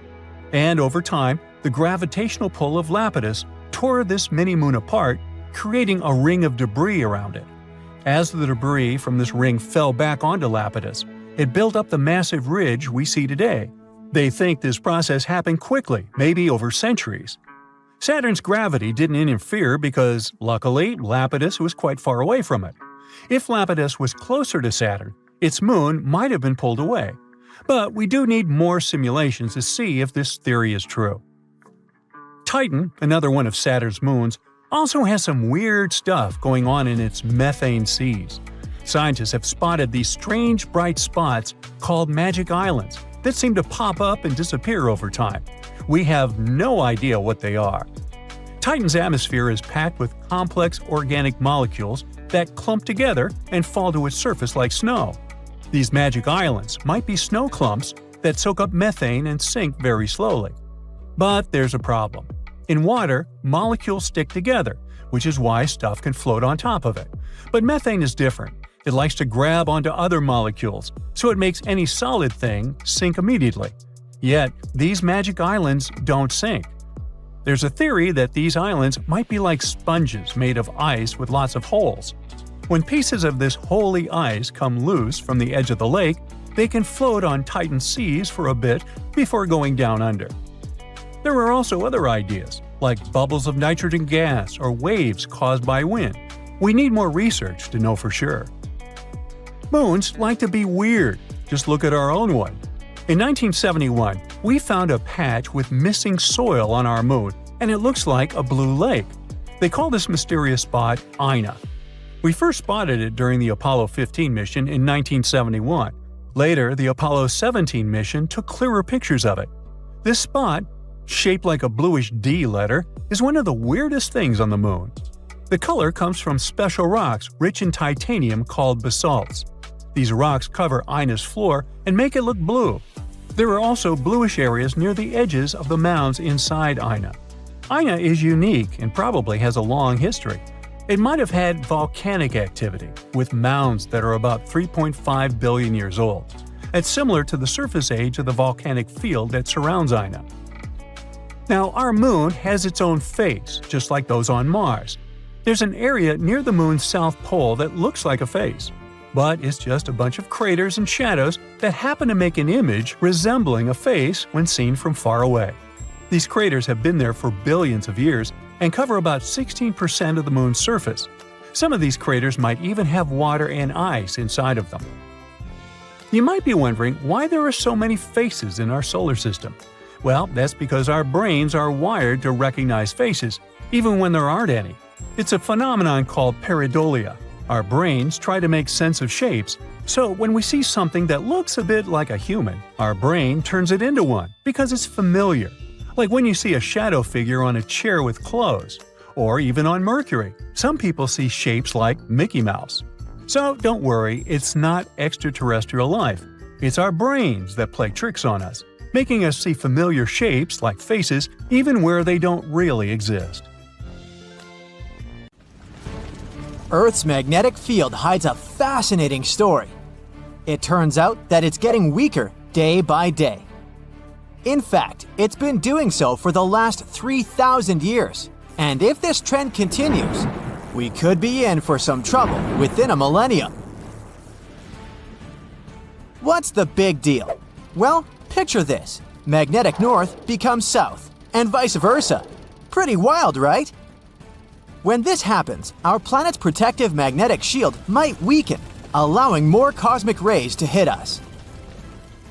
These high-energy particles from the universe can cause electronic malfunctions in our satellites and produce elements that could be harmful to us. The last time a polarity reversal occurred was between 772,000 and 774,000 years ago. Thankfully, humanity has some pretty smart people on the case who are investigating the history of Earth's magnetic field. They take cores of sediments from the seafloor and study the magnetization of fossils to figure out when these reversals occurred in the past and when they might happen again. Another group of researchers is studying the South Atlantic Anomaly, SAA, a vast region of Earth's magnetic field that is about 3 times weaker than the field at the poles. Using data from multiple satellites, they are trying to figure out what's causing the SAA and how it might change in the future. This could give us a glimpse into how a weakened magnetic field can affect our satellites and our planet. Sure, our generation won't be here to witness these changes, but it does make you wonder what that planet might look like upside down. Magnetically, that is. NASA's astronomers have also announced that in 4 billion years, the Milky Way galaxy is going to get a major glow-up. After a cosmic collision that will shake things up. I'm not talking about a small fender bender here. I'm talking about a titanic collision with our neighboring Andromeda galaxy. Humanity will have to hold on to its space helmet for this one, because the sun might get flung into a new region of the galaxy. However, our Earth and solar system probably won't be seriously affected. Sounds difficult to believe, so how come? NASA's Hubble Space Telescope did some hardcore measurements of Andromeda's motion. Although the galaxies will plow into each other, the stars inside each galaxy are so far apart that they won't collide with other stars during the encounter. However, the stars will be thrown into different orbits around their new galactic centers. According to simulations, our solar system will probably be tossed much farther from the galactic core than it is today. Set your telescopes aside. You don't need to start counting down the years. This event is likely scheduled in about 4 billion years, so chances for us to witness it are 0. Saturn is losing its rings. Thankfully, we won't be here to witness this sad event either. Apparently, the rings are being pulled into Saturn as a dusty rain of ice particles, all under the influence of Saturn's magnetic field. According to NASA's research, the ring rain is draining an amount of water products that could fill an Olympic-sized swimming pool from Saturn's rings every half an hour. The entire ring system will likely be gone in 300 million years. Scientists believe we should consider ourselves lucky to witness Saturn's ring system at all, as it seems to be in the middle of its lifetime. But if you think about it that way, that rings around planets are all temporary, there's a chance we've just missed out on the giant ring system of Jupiter, or those of Uranus and Neptune. These planets have only thin ringlets around them these days. Scientists have long debated whether Saturn was formed together with its rings, or if the planet acquired them later in life. The new research favors the second scenario, indicating that they are unlikely to be older than 100 million years, while Saturn itself is around 4.5 billion years old. What caused the rings to appear in the first place? Well, there are a few theories. One of them suggests the rings could have formed when small, icy moons in orbit around Saturn collided. Perhaps their own orbits were messed up by a gravitational tug from a passing asteroid or comet. Who knows what humans might end up looking like in the future? It's unlikely we'll see any major changes in our lifetime. But let's take a journey to the future and ponder what we might evolve into. Will we become cyborgs with all sorts of cool machine implants? Or maybe we'll become a hybrid species of biological and artificial beings. To understand our future evolution, we gotta take a peek at our past. 1 million years ago, Homo sapiens didn't even exist. There were a few other similar species though, like the Neanderthal. Fast forward to today, and humans have become taller and sturdier. Maybe in the future we'll become smaller to conserve energy, as it's predicted that our planet will get more crowded. Speaking of crowded planets, living in these new conditions means we have to adapt, and fast. We're constantly interacting with lots of people, and remembering names is becoming a crucial skill. Luckily, technology might help us out with brain implants that will improve our memory. In the future, we might also have more noticeable technologies as part of our appearance. Imagine having an artificial eye with a camera that can read different frequencies of light. While predicting 1 million years into the future is pure speculation, we can use bioinformatics to make some predictions about the immediate future. Demographic trends suggest that urban areas will become more genetically diverse, while rural areas will become less diverse. And what about space? If we end up colonizing Mars, our bodies could change due to lower gravity. Maybe we'll have longer arms and legs, or even insulating body hair like our Neanderthal cousins. In the future, our moon is also going to witness some dramatic changes. We'll miss these ones too. In about 5 billion years, things are going to get really interesting in this corner of the universe. For now, the sun is chilling in its main sequence phase, just burning hydrogen like nobody's business. In the future, during the red giant phase, the sun is gonna puff up like a balloon until its atmosphere reaches out and engulfs our beloved Earth and Moon. Our natural satellite, which is already moving away from Earth, is gonna get warped around the sun's influence. Its orbit will get all wonky, and it'll end up closer to Earth during the new moon phase than during the full moon. And that's not even the worst part. If left alone, the moon would keep on moving away from Earth until it'll need almost 50 days to orbit us. As the sun continues with its own journey, its atmosphere will drag on the moon and cause its orbit to decay. Eventually, the moon will get torn apart into a stunning ring of debris circling Earth. We're talking about all its mountains, craters, and even the footprints and flags we left there, all scattered throughout the debris field. There's a chance the sun will shed enough mass to spare Earth and the moon from total annihilation. Or if we're really lucky, the sun will lose 20% of its mass and we'll be safe and sound. It's all just theory right now. We haven't seen a red giant star during this phase. The universe itself might go completely dark one day too. Scientists can't predict it with absolute certainty, but they can make some educated guesses. Right now, our universe is 13.77 billion years old, and it's still churning out new stars left and right.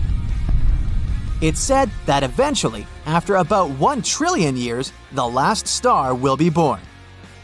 That final star will be a little guy, a red dwarf, just a fraction the size of our sun. These stars are champs at living long lives, slowly sipping on hydrogen to keep their fusion reactions going. But even they can't last forever. Fast forward about 100 trillion years, and the last light will go out. The universe will be dark and lonely, but thankfully, we won't be here to watch it all fade away. You get the last instructions from the team and get into your spaceship. It's the first spacecraft made on Earth that can move at a speed close to the speed of light. Your task is to visit the most unusual and terrifying places in space and send scientists detailed information about them. And so, your journey begins. Your spacecraft is accelerating, and you dash past the moon. In the distance, you see a small reddish planet. It's Mars. And look at that spectacular giant surrounded by a set of rings. That's Saturn. You wish you could have more time to explore this gas giant, but you have to hurry. You pass by beautiful stars. Some of them are luminous, others have a reddish hue, and some seem to be dimming. That's Sirius, the brightest star in the night sky on Earth. It's about 8.6 light-years away from us, but you're traveling fast, and soon you see Polaris, aka the North Star, which is way further, 431 light-years away. Sometimes you manage to spot tiny dots circling these stars. Those are planets. And then, suddenly, you see nothing. At first, you're horrified. Something has gone wrong, and you've accidentally entered a black hole? Has your equipment malfunctioned? Because it seems that at a distance of 700 million light-years away from Earth, there's a hole. A blank void with no galaxies, stars, planets, or asteroids. You can't see anything. The void is a roughly spherical region of about 330 million light-years across. Our home Milky Way galaxy could fit in there billions of times over. And then it dawns on you. What you're looking at is the mysterious Boötes void. It lies about 700 million light-years away from Earth in the constellation of Boötes, the herdsman driving the plow around the North Pole. At first, this void was called the Great Nothing, but later it was given its current name. Now we know that galaxies look like a giant web. Most of them are parts of long structures called filaments. Those wind through the cosmos, and when they meet, they form regions with a high concentration of galaxies. These regions are what we know as galaxy clusters, but between these clusters and threads, there are ginormous empty voids that hardly contain any galaxies. Such voids actually make up almost 80% of the observable universe, and most of them are huge, from 30 to 300 million light-years wide. The Bode's void is one of the most massive ones. It's even earned the title of supervoid. Astronomers think it might be the result of a few smaller voids merging together. But what could have caused such giant empty areas to appear in the first place? The reason might lie in the origin of the universe. In its early days, all the matter in the universe was packed together quite tightly. Astronomers even think it was something like a uniform soup. But pretty soon, random quantum fluctuations started distributing this matter. Some areas became denser. As a result, their gravitational pull became stronger, and they began stealing matter from less dense regions. This made such areas even denser, and they kept attracting more and more matter. At the same time, smaller clumps of matter started drifting further away from the center, forming galaxies. After staring at nothingness for some time, you decide to explore other space objects and start the engine of your spacecraft again. There's one kind of space formation you've been looking forward to seeing: nebulas. Those are gigantic clouds of gas and dust. With time, gravity starts to pull these clumps of dust and gas together. They grow larger and larger, and their gravity gets more powerful. Sounds familiar, doesn't it? One day, this mass becomes so big that it collapses under its own gravity and forms new stars. So, you decide to visit some of the most beautiful nebulas out there. And you start with the Butterfly Nebula. This butterfly's wingspan is more than 3 light-years. And the structure inside the nebula is one of the most complicated ever observed. The central star, a white dwarf, is heated to an incredible 450,000 degrees Fahrenheit. It means it was formed from a gargantuan star, likely more than 5 times the size of our Sun. The white dwarf is surrounded by a thick disk of dust and gas at the equator. That's what probably makes the whole structure look like an hourglass or a butterfly. The next place you decide to visit is the Eskimo Nebula, 5,000 light-years away from Earth in the constellation of Gemini. It was discovered more than 200 years ago and got its name for a reason. Its double shell formation looks like a person's face hidden in a padded hood of a winter jacket. But in reality, this parka is a disk of material with a ring of comet-shaped objects. And the tails of these objects stream away from the star at the center of the Eskimo Nebula. The bizarre orange streaks in the outer part of the cloud stretch light-years away in all directions. As for the Eskimo's face, even though it resembles a ball of twine, in reality, it's a bubble of material blown into space by the wind of high-speed material produced by the central star. Your next destination is the Ring Nebula. At first sight, it's a giant cloud of dust and gas surrounding an old, almost extinguished star, which does look like a ring. But astronomers say the nebula isn't a bagel, it's a jelly-filled donut. The deep space colorful object more than 2,000 light-years away from Earth is actually a ring that wraps around a blue, ball-shaped structure. Each end of the structure sticks out of the ring's opposite sides. Now you can head to a place called the Pillars of Creation. You find it more than 7,000 light-years away from Earth in the Eagle Nebula. That's a young cluster of stars just 5.5 million years old, space babies. Once, the Hubble Space Telescope managed to take an image of several dark silhouettes near the nebula's center. And now you can see them with your own eyes. Those are the so-called Pillars of Creation, an active star-forming region. And since you've already visited a star-forming region, why don't you drop by a living fossil galaxy? For example, DG Sat-1. It's as big as the Milky Way, but it's nearly invisible because its stars are spread out incredibly thinly. But what makes the galaxy so unique is that it's sitting all alone, unlike other galaxies of this kind, which are usually found in clusters. It can mean that DG Sat-1 was formed in a different era, probably a mere 1 billion years after the Big Bang. If it's true, the galaxy is a real living fossil.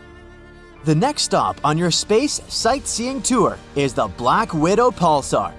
Just like its spider namesake, this rotating neutron star is munching on its partner, a lightweight brown dwarf star. The more material the pulsar consumes, the more slowly it spins. The energy the neutron star is losing in the process causes the companion star to dwindle. Oh, look at this! That's a stellar nursery in the constellation of Centaurus. But even though this place might be called nursery, it's anything but peaceful or safe. This region, made up of hydrogen and newborn stars, is located in a nebula in the constellation of Centaurus, around 6,500 light-years away from Earth. The intense energy these baby stars emit makes hydrogen clouds glow ominous red. This energy is so powerful that it's eating away dark clouds of dust, and they're disappearing like lumps of butter on a hot frying pan.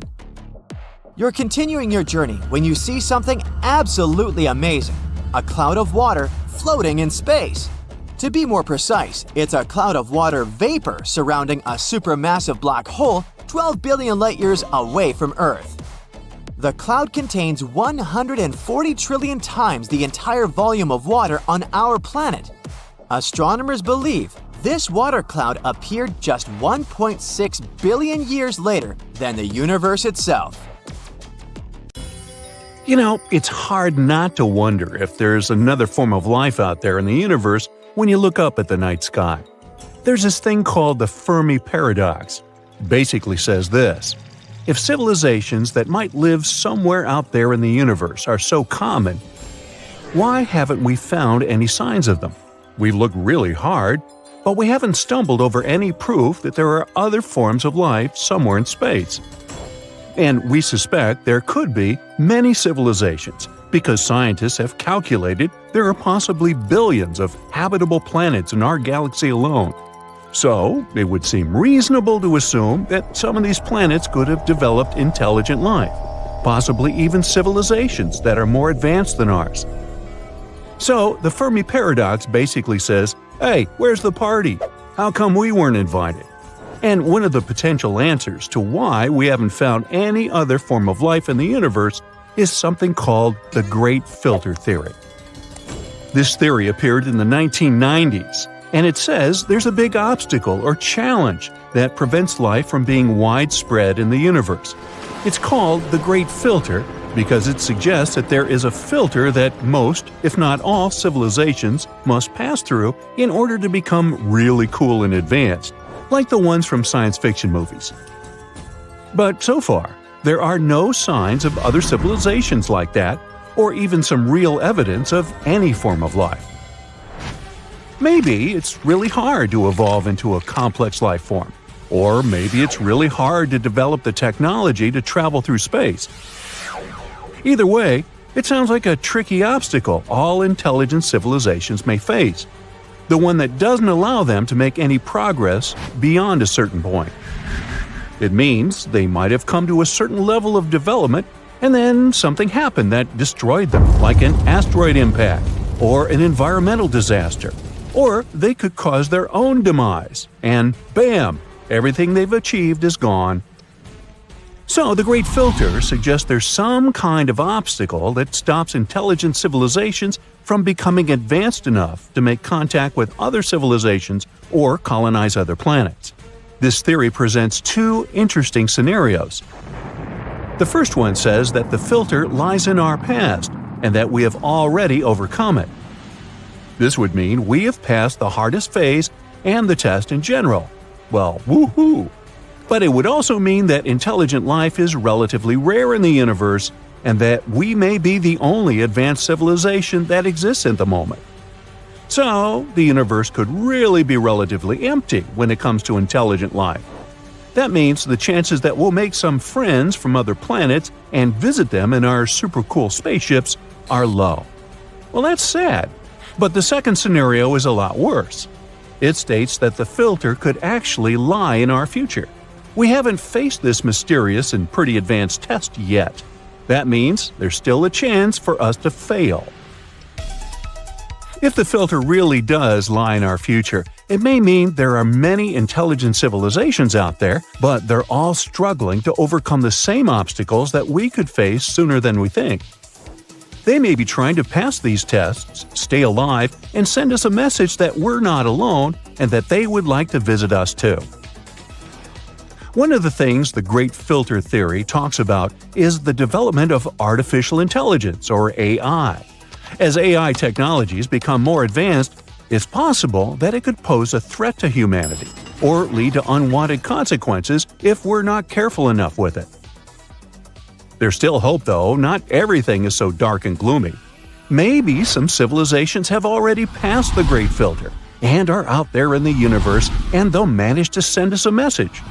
Maybe a life form that is still not bigger than bacteria is somewhere out there, and they haven't come to the level where they're developed enough to communicate with us. Or maybe we'll be the ones to pass the test and send a message to others one day. Well, either way, scientists are not giving up. They will keep looking for traces of life all around us in space, especially in our solar system.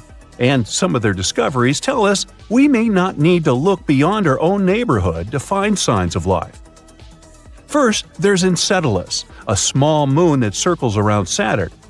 In the beginning, researchers believed it was just a plain rock covered in ice. But in 2005, NASA's Cassini spacecraft took pictures of geysers of frozen water that were spewed from cracks in the southern part of Enceladus. One of the most likely explanations is that there are oceans of liquid water lying under the frozen surface. They remain warm because of the gravitational forces between Enceladus and other Saturn's moons. Water is a key element for development of life, so you never know. Also, scientists have discovered the presence of phosphorus on Enceladus, which is another essential element for life to appear. It's one of the 6 basic building blocks of life, and it plays a very important role in many biological processes, such as cell membrane formation, energy transfer, and such. They believe the phosphorus probably comes from the moon's rocky core and is transported to the ocean through hydrothermal vents. Moving to the next potential location that could contain some form of life, Titan, Enceladus' big brother. It's the only moon in our solar system that has clouds and a dense atmosphere that you'd normally find on planets. And it's the only known place in our solar system, except for Earth of course, that has liquid lakes, filled with methane and ethane, liquid natural gas, but still. Titan is a world that resembles Earth the most. Scientists even believe that conditions there are similar to those Earth had in its early years. Our home planet is closer to the Sun, though, so it's always been warmer. Titan might also have an underground ocean of liquid water beneath its surface. Now, we can't miss Mars when we're talking about the possibilities of life in space. One of the main pieces of evidence is methane scientists found on the red planet. Methane is a gas that can be produced by living organisms, think cows, so it might be an important sign. They also have found organic compounds on the surface of Mars, which are the building blocks of life. Another promising discovery on Mars is liquid water.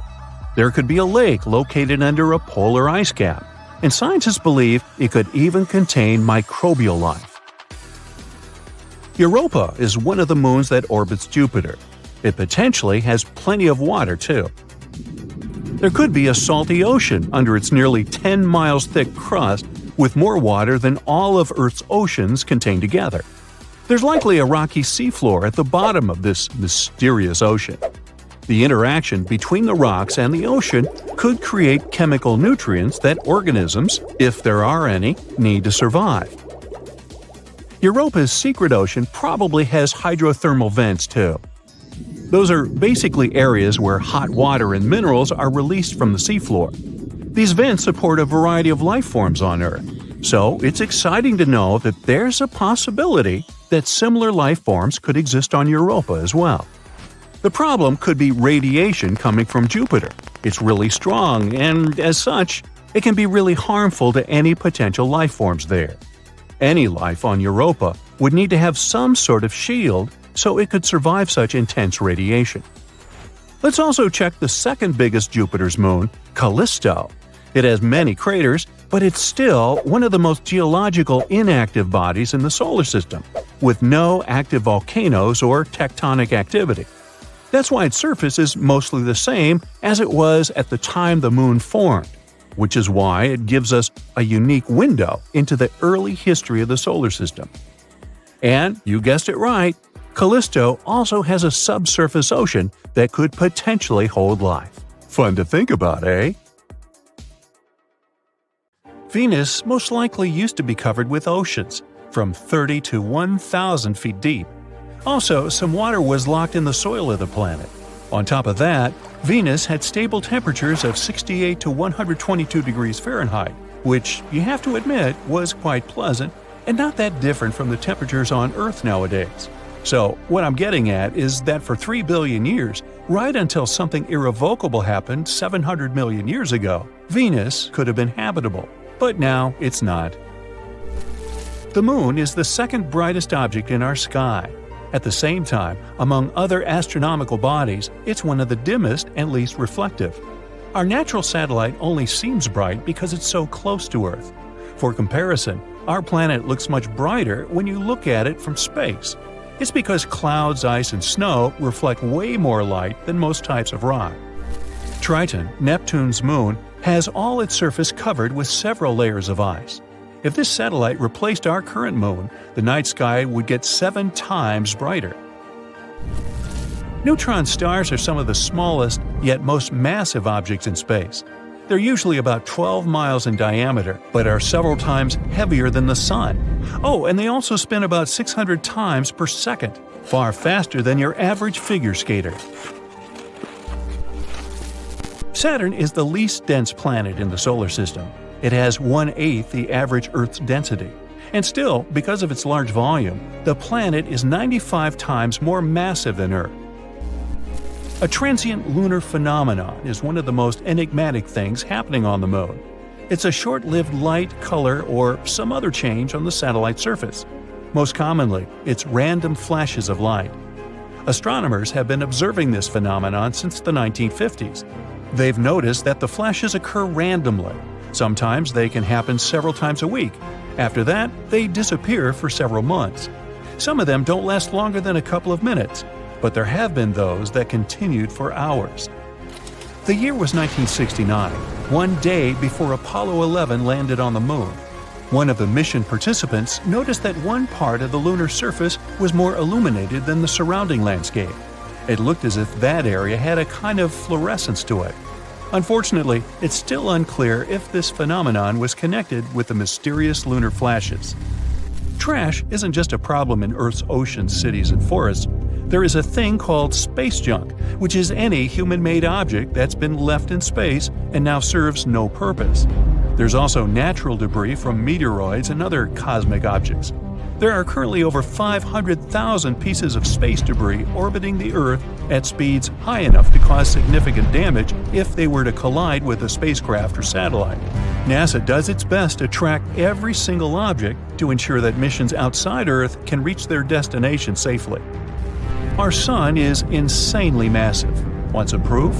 99.86% of all the mass in the solar system is the mass of the Sun. In particular, the hydrogen and helium it's made of. The remaining 0.14% is mostly the mass of the solar system's 8 planets. The Sun's temperature is hotter than the surface of a star. The surface temperature reaches 10,000 degrees Fahrenheit, but the upper atmosphere heats up to millions of degrees. If someone could dig a tunnel straight into the center of the planet and out the opposite side, and you were adventurous enough to jump into it, it would take you 42 minutes to fall to the other side. You'd speed up as you fell, reaching maximum speed by the time you reached Earth's core. After the halfway point, you would then fall upwards, getting slower and slower. By the time you reached the opposite surface, your speed would be back to zero. Unless you managed to climb out of the hole, you'd immediately start falling again, back down or up to the other side of the planet. This trip would go on forever, all thanks to the weird effects of gravity. Hey, might be a fun way to spend an afternoon. There might be more metals, for example, titanium or iron, in lunar craters than astronomers used to think. The main problem with this finding? It contradicts the main theory about how the moon was formed. That theory says that Earth's natural satellite was spun off from our planet after a collision with a massive space object. But then, why does Earth's metal-poor crust have much less iron oxide than the moon's? It might mean the moon was formed from the material lying much deeper inside our planet. Or these metals could have appeared when the molten lunar surface was slowly cooling down. Or maybe, as they've been saying for centuries, it's made of green cheese. Earth could have been purple before it turned blue and green. One scientist has a theory that a substance existed in ancient microbes before chlorophyll. That thing that makes plants green evolved on Earth. This substance reflected sunlight in red and violet colors, which combined to make purple. If true, the young Earth may have been teeming with strange purple-colored critters before all the green stuff appeared. The highest mountain in the solar system is Olympus Mons on Mars. It's 3 times as high as Mount Everest, the Earth's highest mountain above sea level. If you were standing on top of Olympus Mons, you wouldn't understand you were standing on a mountain. Its slopes would be hidden by the planet's curvature. Astronomers have found a massive reservoir of water in space, the largest ever detected. Too bad it's also the farthest, 12 billion light-years away from us. The water vapor cloud holds 140 trillion times as much water as all the Earth's oceans combined. What are we supposed to do with that information? Venus spins at its own unhurried pace. A full rotation takes 243 Earth days, and it takes the planet a bit less than 225 Earth days to go all the way around the Sun. It means a day on Venus is longer than a year. There's very little seismic activity going on inside the Moon, yet many moonquakes caused by our planet's gravitational pull sometimes happen several miles below the surface. After that, tiny cracks and fissures appear in the satellite surface, and gases escape through them. Hey, they sometimes escape from me, too. Now, Mars is the last of the inner planets, which are also called terrestrial since they're made up of rocks and metals. The red planet has a core made mostly of iron, nickel, and sulfur. It's between 900 and 1200 miles across. The core doesn't move. That's why Mars lacks a planet-wide magnetic field. The weak magnetic field it has is just 1/100% of the Earth's. When the planets in the solar system were just starting to form, Earth didn't have a moon for the longest time. It took 100 million years for our natural satellite to appear. There are several theories as to how the moon came into existence, but the prevailing one is the fission theory. Somebody went fishing and caught the moon? Actually, no. The fission theory proposes that the moon was formed when an object collided with Earth, sending particles flying above. Gravity pulled the particles together, and the moon was created. It eventually settled down on the Earth's ecliptic plane, which is the path that the moon orbits. So, looks like the green cheese is off the table now. The largest single living thing on Earth turns out to be a mushroom in Oregon. This enormous honey mushroom lives in Malheur National Forest and covers an area of 3.7 square miles. It could be as much as 8,500 years old. You could be forgiven for missing it, though, since most of it's hidden underground. When the roots of individual honey mushrooms meet, they can fuse together to become a single fungus, which explains how this one got so big. If you could gather all that mushrooming stuff into one big ball, it could weigh as much as 35,000 tons. That's about as heavy as 200 gray whales. Hey, that's a whale of a mushroom. Hehe. The largest asteroid in the solar system is called Vesta, and it's so big that it's sometimes even called a dwarf planet. A trip to the nearest star, apart from the Sun, would take you 5 million years on a commercial airplane. That's what I call a long-haul flight. Space isn't supposed to be black. There are stars everywhere. Shouldn't they light up everything around? Well, you don't see stars wherever you look because some of them haven't existed long enough for their light to reach Earth. A day on Uranus lasts 17 hours, 14 minutes, and 24 seconds. But get this, the planet has a tilt of around 98 degrees, and that makes a season on the gas giant last 21 Earth years. Now, some scientists believe that our planet used to have an additional satellite. According to their research, a small celestial body about 750 miles wide orbited Earth like a second moon. It most likely crashed into our main satellite later on. Such a collision could explain why the two sides of the moon look so different from each other, one being heavily cratered and rough. Or it could be the green cheese.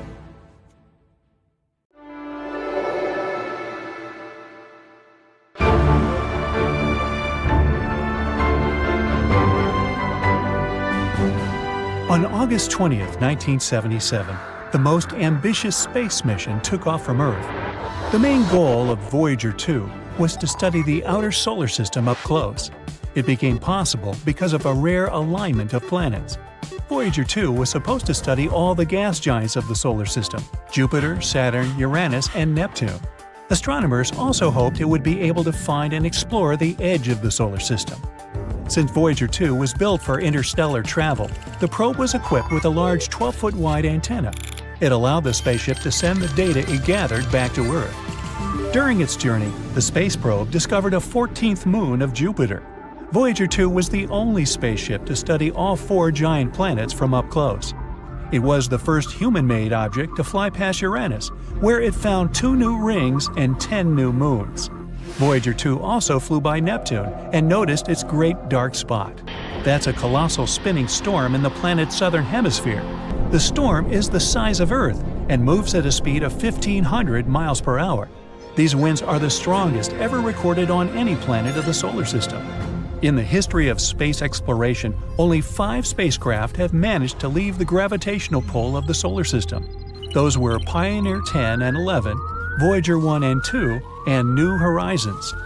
People launch thousands of objects into space. These objects easily overcome Earth's gravity. But the Sun is around 300,000 times as massive as our home planet. That's why its gravitational pull is way more difficult to fight. Even more impressively, Voyager 2 is the second human-made object in history to reach the space between stars after passing through the heliosphere. That's a bubble of magnetic fields and particles produced by the Sun and protecting the solar system. 2 years after its launch, Voyager 2 started transmitting the first images of Jupiter. The space probe provided scientists with much-needed information about Io and Europa, some of the largest of Jupiter's moons. Then the space mission passed by the gas giant itself. The distance between the spacecraft and the planet was around 400,000 miles. That's when the probe noticed some changes in the shape and color of the Great Red Spot. It's an enormous, long-lived storm system, like a hurricane on Earth, but much, much larger. 2 years later, Voyager 2 reached Saturn. It discovered spokes and kinks in some of the planet's rings. While the spacecraft was flying behind and up past the gas giant, it passed through the plane of Saturn's rings. At that time, Voyager's speed was around 8 miles per second. For several minutes, the probe was hit by thousands of micron-sized grains of dust. This kept shifting the probe's direction, and its control jets had to fire many times to stabilize the vehicle. After Voyager 2 explored Uranus and Neptune, it headed out of the solar system. Its instruments were put in low power to save energy. In August 2007, the spacecraft passed the terminal shock. It's the boundary marking the outer limit of the Sun's influence. Here, the solar wind slows down. In the summer of 2013, the probe reached interstellar space. Now, when it comes to sending and receiving signals in space, there are 3 factors you should keep in mind: distance, power, and time. The farther away a spacecraft is, the farther a signal has to travel before it reaches it, and the longer it takes for this signal to catch up with the spacecraft. And when it finally gets there, it's extremely weak. Another problem is that once the spacecraft is launched, it can't be upgraded. It's literally stuck with the technology it was outfitted with. Plus, such spaceships as Voyager 2 are powered by radioactive fuel. When special material radioactively decays, it releases heat that gets converted into electricity. Unfortunately, the more material decays away, the less power the spacecraft has for receiving and transmitting radio signals. Despite this issue, we haven't lost the connection with Voyager 1 and 2. That's because new and more powerful technologies appear on Earth. Signals people send can reach much farther than before. That's why it was possible to stay in touch with Voyager 2, which entered interstellar space in 2018 and has already traveled almost 12 billion miles away from Earth. But in March 2020, the main piece of equipment that allowed scientists to exchange signals with the spaceship was switched off. After the communication with the spacecraft stopped, NASA spent around 11 months upgrading its deep space network and installing new hardware.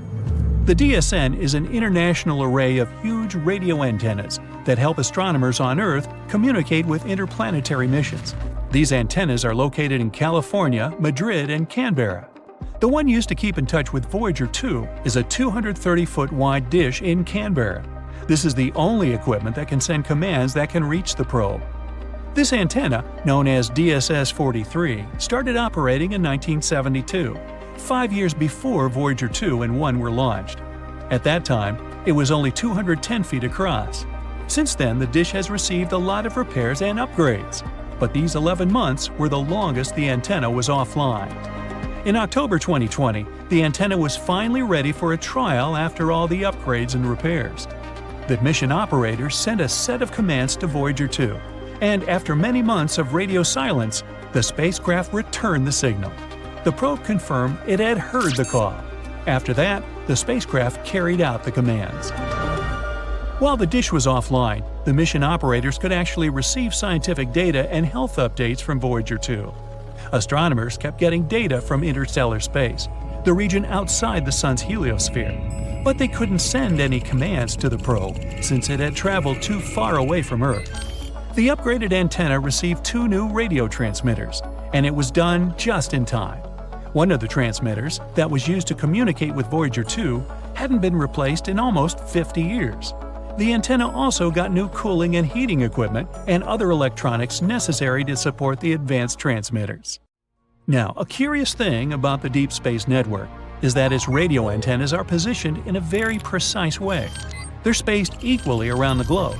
This way, almost any spacecraft can stay in touch with at least one facility at all times.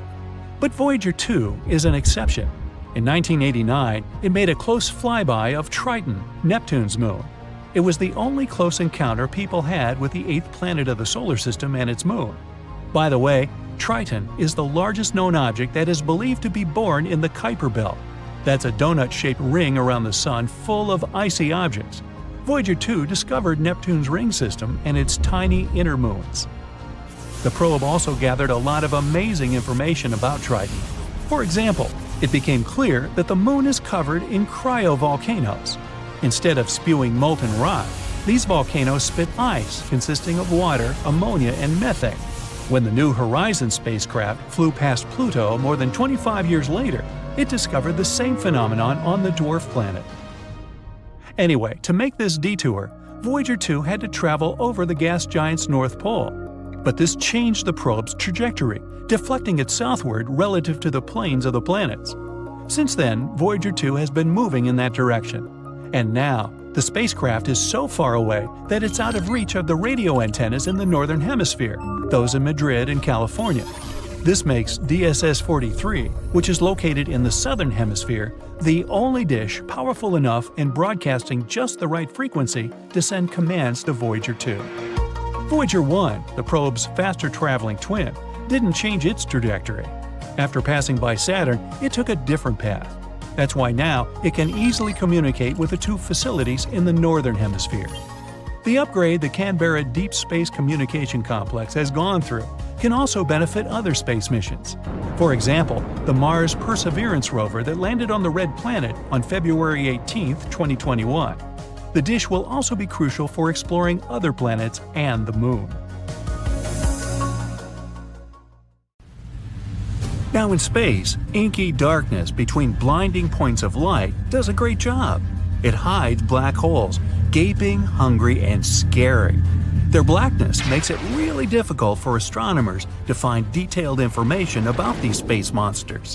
When a powerful and massive star reaches the end of its life, it can't just fade into nothingness. One of the most likely scenarios, the star will run out of its nuclear fuel. Then, in a blazing flash of light, it'll collapse under its own gravity. If the star was large enough, it'll turn into a black hole. There's a hypothetical type of black hole called primordial. Scientists have never gotten any real proof of their existence. These holes are insanely old and quite tiny, by black hole standards, that is. Astronomers believe they could appear several milliseconds after the Big Bang. At that time, stars and galaxies weren't born yet. It means primordial black holes probably witnessed the entire history of the universe. By now, the smallest primordial black holes have most likely evaporated away, but the bigger ones can still be scattered out there in space. But how did primordial black holes appear in the first place? In the very beginning, space wasn't the same. In some regions, it was hotter, in others, cooler, and some areas were extremely dense. Scientists believe these dense spots could collapse into primordial black holes. The most curious thing, though? These holes might be so small exactly because they popped up right after the Big Bang. The longer it took a black hole to appear, the larger it was. The mass difference between older, smaller, and younger, bigger black holes was incredible. Compare the mass 1,000 times greater than our Sun's and that of a jelly bean. Now you get it. There was a theory that primordial black holes could actually be dark matter. This matter is believed to make up around 80% of the mass of the observable universe. Astronomers can't see this bizarre ingredient directly since it doesn't emit light or any kind of energy. The idea remained unpopular for decades, but recently, scientists have realized there are many more black holes in the universe than they used to think, and it means the theory might actually work. And the vast and still hidden from us population of Big Bang black holes could not only make up but be dark matter. After all, astronomers haven't discovered a single dark matter particle yet, even after decades of searching. Some scientists argue that dark matter can't be tons of multi-sized primordial black holes. They would collide far too often for this to work out. Others object that black holes might exist in twos, and then a third one can always approach the pair and replace one of the initial holes. After all, our universe is swarming with black holes, and there's no lack of them. This process would repeat again and again, meaning there would be almost no merges or collisions. Primordial black holes might stay in clusters the size of the distance between our Sun and the nearest star. Each of these clusters can be home to thousands of black holes, all crammed together. A 30 solar mass monster of a black hole might sit at the center, with more common stellar ones occupying the rest of the space. Such clusters can be everywhere astronomers think dark matter is.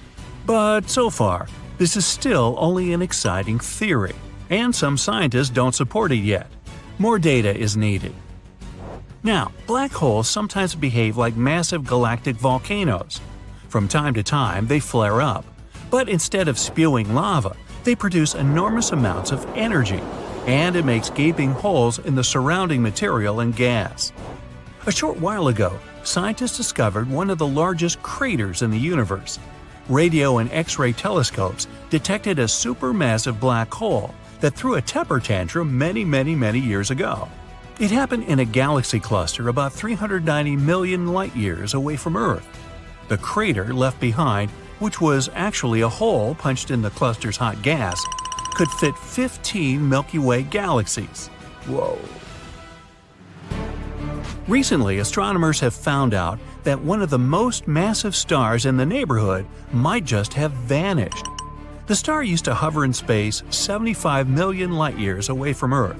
It's usually too far away for scientists to clearly see individual stars, unless they're really massive, like the one we're talking about. It was gigantic and shining 2.5 million times brighter than our Sun. For the last time, Astronomers saw the star's light in 2011, but when they decided to examine it more closely several years later, they couldn't find it. Such huge stars usually go out in an extremely bright supernova, but nothing here, which puzzled the scientists to no end. There's a theory it collapsed into a black hole, and it happened without triggering a supernova first. It does occur among stars nearing the end of their lives, but very, very rarely. KB 141b is a planet outside of our solar system. At first glance, it's not that different from Earth. It has liquid oceans that evaporate into clouds, condense, and get back to the surface as rain. But instead of water, this all happens with rock. The surface of the exoplanet is covered with lava seas tens of miles deep. The temperature on K2141b reaches 5,000 degrees during the day. That's hot enough for the magma in the oceans to vaporize into the atmosphere. Then, supersonic winds, which can move at the speed of 1 mile per second, carry this rock vapor to the planet's night side. The vaporized magma cools down, becomes liquid again, and falls as a rocky rain. Well, looks like we're gonna need a bigger bumbershoot. A star in the galaxy GSN 069 might turn into a planet the size of Jupiter in the next trillion years or so, all thanks to the star's regular encounters with a black hole. First, astronomers noticed bizarre X-ray bursts. Those were super bright and went off every 9 hours. After examining this phenomenon, the researchers realized it was a star getting flung in a unique orbit around a black hole, and the flashes they saw were the material being slurped off the star's surface. It happened every time the star darted past its greedy host. Over millions of years, the black hole has already transformed the red giant into a white dwarf, and the process isn't going to stop anytime soon. Astronomers have recently discovered some traces of phosphine in Venus's atmosphere. On Earth, this colorless and flammable gas is often found near microbes. That's why a new theory claims there might be life on Venus. But if there is, it could only appear high in the clouds, because no living organism would be able to survive the planet's extreme environment. Its surface is incredibly dry, with no liquid water, and the pressure 90 times greater than that on Earth's surface. The temperatures there reach almost 900 degrees, hot enough to melt certain metals. So that's a no? Methane, a gas that's usually produced by living things, was found on Mars in 2013. European Space Agency's Mars Express spacecraft detected it in Gale Crater near the Martian equator. This discovery might one day answer the question if there's life on Mars. Asteroid 2019 OK scared scientists by sneaking up on our planet in July of 2019. This rather large rock, up to 400 feet across, appeared seemingly out of nowhere.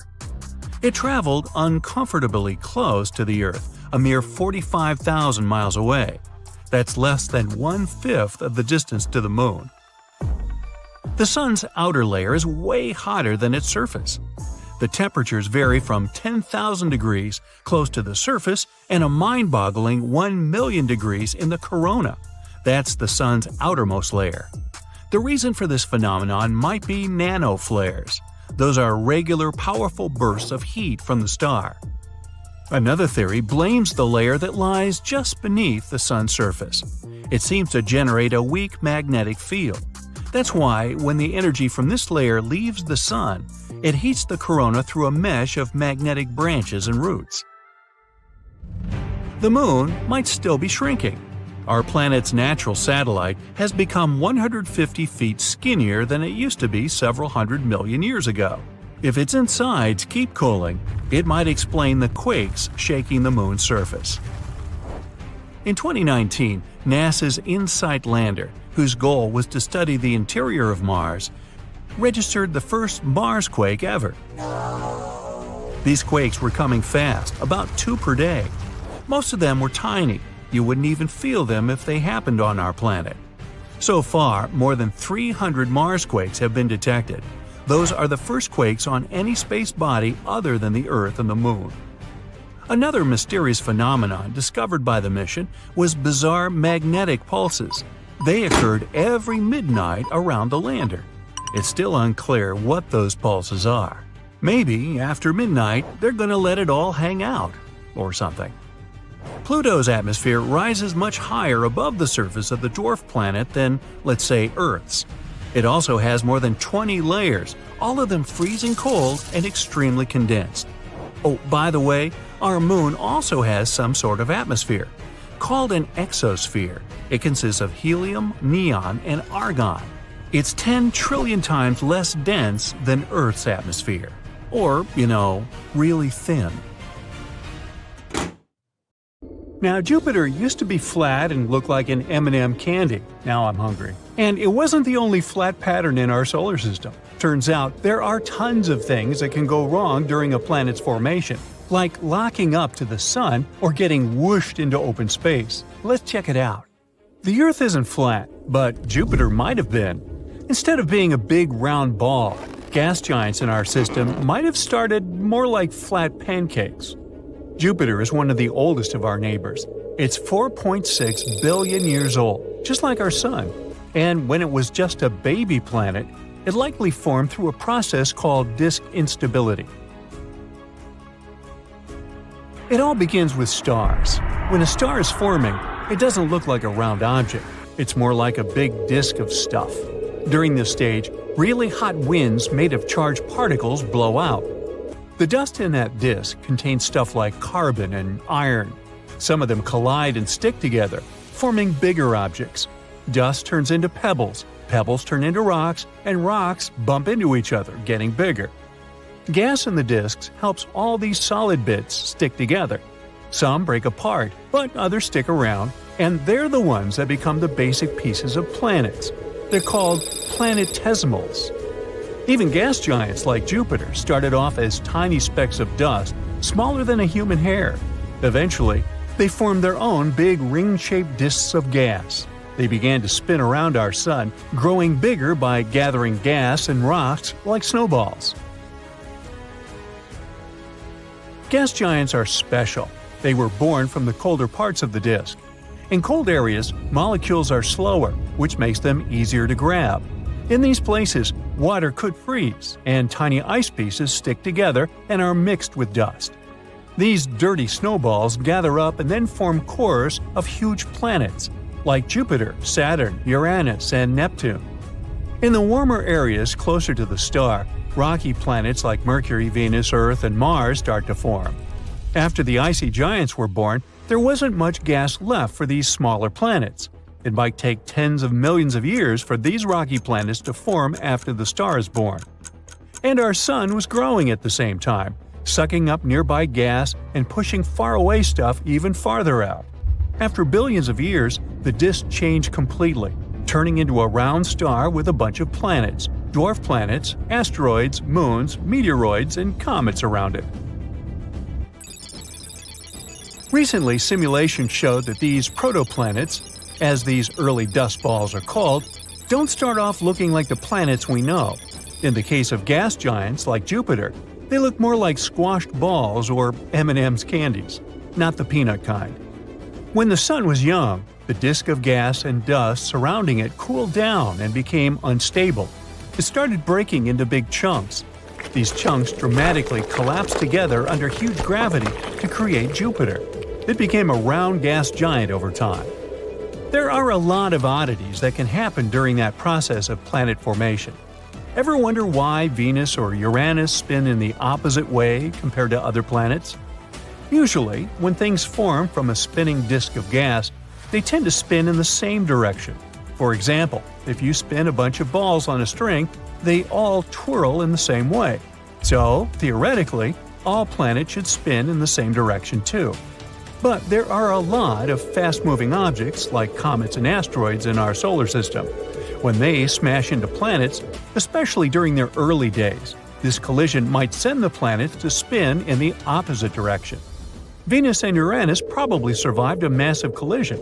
Luckily, they weren't repelled to outer space. The gravity from the Sun and nearby planets pulled them back into place. There are also so-called tidally locked planets. These are celestial bodies that spin in a way where one side always faces their star while the other side remains in perpetual darkness. So one side is always very hot while the other is extremely cold. If we were on a planet like that, we would only be able to live on a thin line in between. These planets form when they're very close to their star. The gravitational forces are extremely strong, and over time, these forces slow down the planet's rotation until it matches the time it takes to orbit the star. Imagine you're spinning in your chair. Someone comes up to you and, holding onto your chair with their hands, starts spinning with you. This way, you'll always face each other. Tidally locked planets kind of work like that. Our moon is tidally locked to our Earth, which is why we only see one side of it. We've discovered more than 5,000 planets outside of our solar system called exoplanets. Some of them have very strange orbits. For example, planets with incredibly long orbits, thousands of years to make one trip around the star, or very wonky, comet-like orbits, or so-called hot Jupiters. They're super close to their star, way closer than Mercury is to our Sun. But these planets couldn't have formed where they are now. As their solar system evolved, they changed their positions for some reason. This rearranging is called planetary migration. There are three main ways this migration happens. First, because of the gas and dust spinning around the planet. When a planet is bumping into this stuff, it can create spiral patterns in the gas. These patterns can either push the planet closer to the center or farther away, depending on how they mix together. It's called a gas-driven migration. This is what Jupiter experienced when it moved closer to the Sun billions of years ago. I wasn't around then. This also explains the existence of hot Jupiters. Second, big planets can shove the smaller ones, changing their paths. Third, the star's gravity can tug on the planet, making its orbit more circular. Ever heard of rogue planets? Imagine a lonely planet floating in the vastness of space without a star to call home. They're like the wandering nomads of our galaxy, doomed to drift around forever. And there are so many of them, there might be more free-floating planets than ones that are tied to stars. We're talking trillions of rogue planets hanging out in our Milky Way galaxy alone. They're often as massive as our biggest planet, Jupiter, but most of them might be Earth-sized. Some might even have thick atmospheres that keep them warm, even though they're far from any star. Some of them might have wild auroras, while others could host moons with liquid water, a potential haven for life. There's even a chance that they might contain extraterrestrial life. These planets might bump into other stars or even entire planetary systems as they journey through space.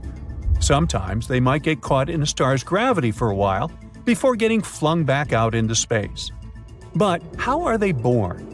Sometimes, during this chaotic process of planet formation, not all planets can manage to stay close to their parent stars. Some of them get kicked out of their solar systems due to powerful gravitational interactions with other planets or passing stars. These ejected planets become rogue planets. In 2012, astronomers found a solar system from the very beginning of the universe. This system included a star and two planets. We called it a fossil system. The star is super old, about 13 billion years, almost as old as our entire universe. It was mostly made of just hydrogen and helium. This is unusual because planets usually form from clouds of gas that contain heavier stuff. That's when we figured out that the way planets formed before was different from how they form now. We know that stars with more metals are more likely to have planets. In astronomy lingo, metals means any chemical element other than hydrogen and helium. But in the early universe, there weren't many metals. Most of them were created inside stars and then spread out into space when those stars blew up. So, when did the very first planets form? This newly discovered system helps answer these questions. Its two giant planets are orbiting a star that's incredibly low in metals and extremely old. This should be really rare, if not impossible, but they exist. This means that maybe there are more planets in metal-poor systems than we thought. Studying them will help us learn more about the history of planet formation. Uh-oh, something is nearing the surface of the planet. It looks like a fireball hurtling closer and closer at a truly incredible speed. Soon, it becomes obvious that the collision is inevitable. Bam! The impact leaves a huge crater. It evaporates thousands of cubic miles of solid rock, and it also sets off a series of terrible natural disasters. Yeah, I know what you're thinking. You believe I'm talking about the catastrophic collision that occurred around 66 million years ago on Earth. You know, the one that's responsible for the extinction of non-avian dinosaurs and 3/4 of other life forms on our planet? But no, the disaster I'm talking about happened on a different planet. Scientists think that our close neighbor, Mars, once experienced the same catastrophe that struck Earth. It happened around 3.4 billion years ago. An asteroid collision might have caused a mega tsunami on the red planet, similar to the one that caused the Chicxulub impact on Earth. Scientists have identified an impact crater on Mars that was probably left by a comet or asteroid collision with the surface of the planet. Most likely, the space body landed in an ocean in the Martian northern lowlands, and the impact was so powerful that it caused a mega tsunami. Before the latest studies, the exact location of the impact crater wasn't verified. It was just a theory. To confirm it, a team of astronomers simulated a comet and asteroid collision in the area where they supposed the impact crater was. They even named this crater Hall. Hall is 68 miles across and lies in a region that is almost 400 feet below the supposed sea level. Anyway, the simulations formed several craters of the same size as Paul. One of the simulations claimed that these craters had been left by a 5-mile-wide asteroid that had encountered strong ground resistance. The other simulation showed that the craters had been caused by a bit smaller asteroid that met a weaker ground resistance. But, according to both simulations, the impact crater was almost 70 miles in diameter, and the collisions produced mega tsunamis up to 900 miles away from the center of the impact site. The simulations also helped scientists estimate the height of the tsunami.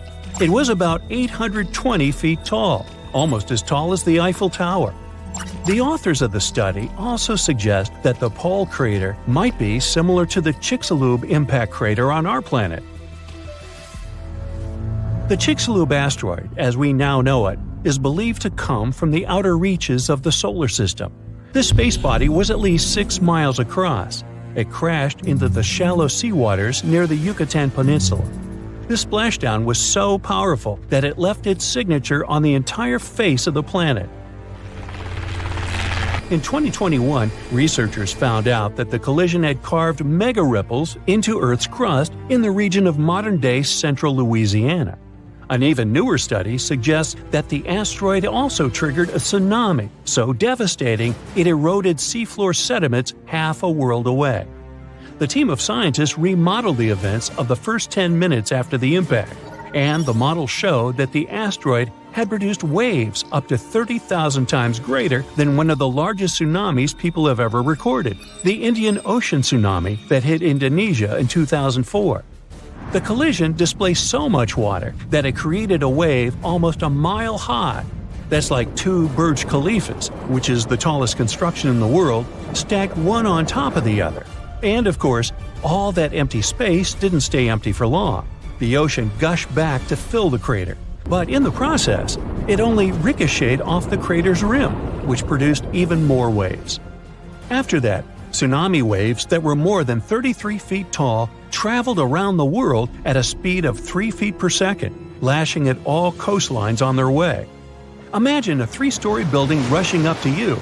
No wonder the largest and fastest moving waves occurred near the impact area in the open waters of the Gulf of Mexico. Those rose more than 330 feet tall, which is taller than the Statue of Liberty, and moved at a speed 10 times greater than more distant tsunami waves. But back to the red planet. Some experts think that not 1 but 2 mega tsunamis could happen on Mars. They could be triggered by a pair of meteor impacts that were several millions of years apart. Between these 2 collisions, Mars went through a period of climate changes. As a result, liquid water on its surface turned into ice. In other words, the first asteroid impact most likely produced waves composed of liquid water, and the second tsunami was probably formed by rounded chunks of ice water. By the way, the largest asteroid to have ever crashed into Earth might not actually be the one that ended dinosaurs. A much more catastrophic collision likely happened about 3.5 billion years ago. New evidence scientists found in northwestern Australia suggests that the asteroid I'm talking about was 12 to 18 miles across. It struck Earth at an immense speed, releasing an unimaginable amount of energy. Now, this made me think, what if something like that happened these days? More than 30,000 objects that are circling Earth these days could potentially crash into our planet. NASA considers around 1,500 of them to be potentially hazardous. These space rocks are the remains left after the solar system was formed some 4.6 billion years ago. For example, in 2004, astronomers discovered a huge asteroid nearing Earth. The first observation showed that the chance of the space rock hitting our planet was less than 3%. The asteroid was named Apophis. It's more than 1,200 feet across and weighs about 20 million tons. It's supposed to streak across the sky on April 13, 2029. Apophis will pass at a distance of 19,000 miles away from Earth's surface. But even though this space rock might miss our planet in 2029, it doesn't mean it won't return 15 years later in 2036. If such an object hits our planet, the consequences will be unpredictable. They can vary from shattered glass and broken windows to most life forms getting wiped off the face of the Earth. And it'll probably affect the internet. Now that last thought is truly scary. But luckily, modern technologies are likely to help us avoid any catastrophic consequences. Experts have developed several ways to prevent a real-life disaster movie from happening. For one thing, we could use a spacecraft to knock this visitor from outer space off its course. Or it could somehow be blasted into pieces.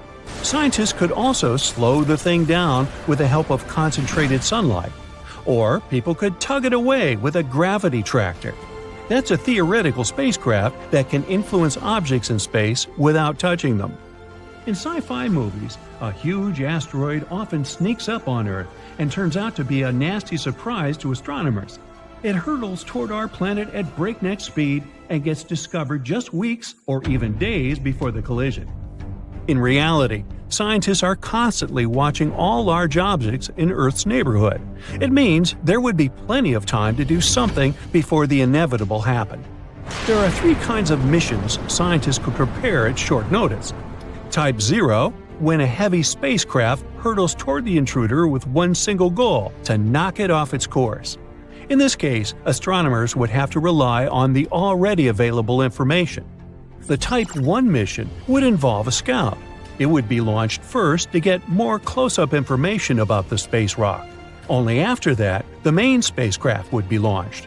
With more precise information, its journey would be way more productive. And if scientists chose the Type 2 mission, they would send a scout and a small spacecraft at the same time. The spacecraft would knock the asteroid a bit off its course. Then the scout would collect all the necessary information. Based on this data, the spacecraft would finish its job with a more fine-tuned second push. If none of these methods work, people could try going deep underground or even build a shelter on the ocean floor. But in this case, we'd need to find sources of energy that could help us survive for at least several decades. Plus, people would have to create a life support system that could somehow keep air and water fresh. Attention, attention! Something very exciting is going on Saturn. It's called a spoke season. And no, the planet isn't turning into a giant gaseous wheel. Let me tell you more about this phenomenon.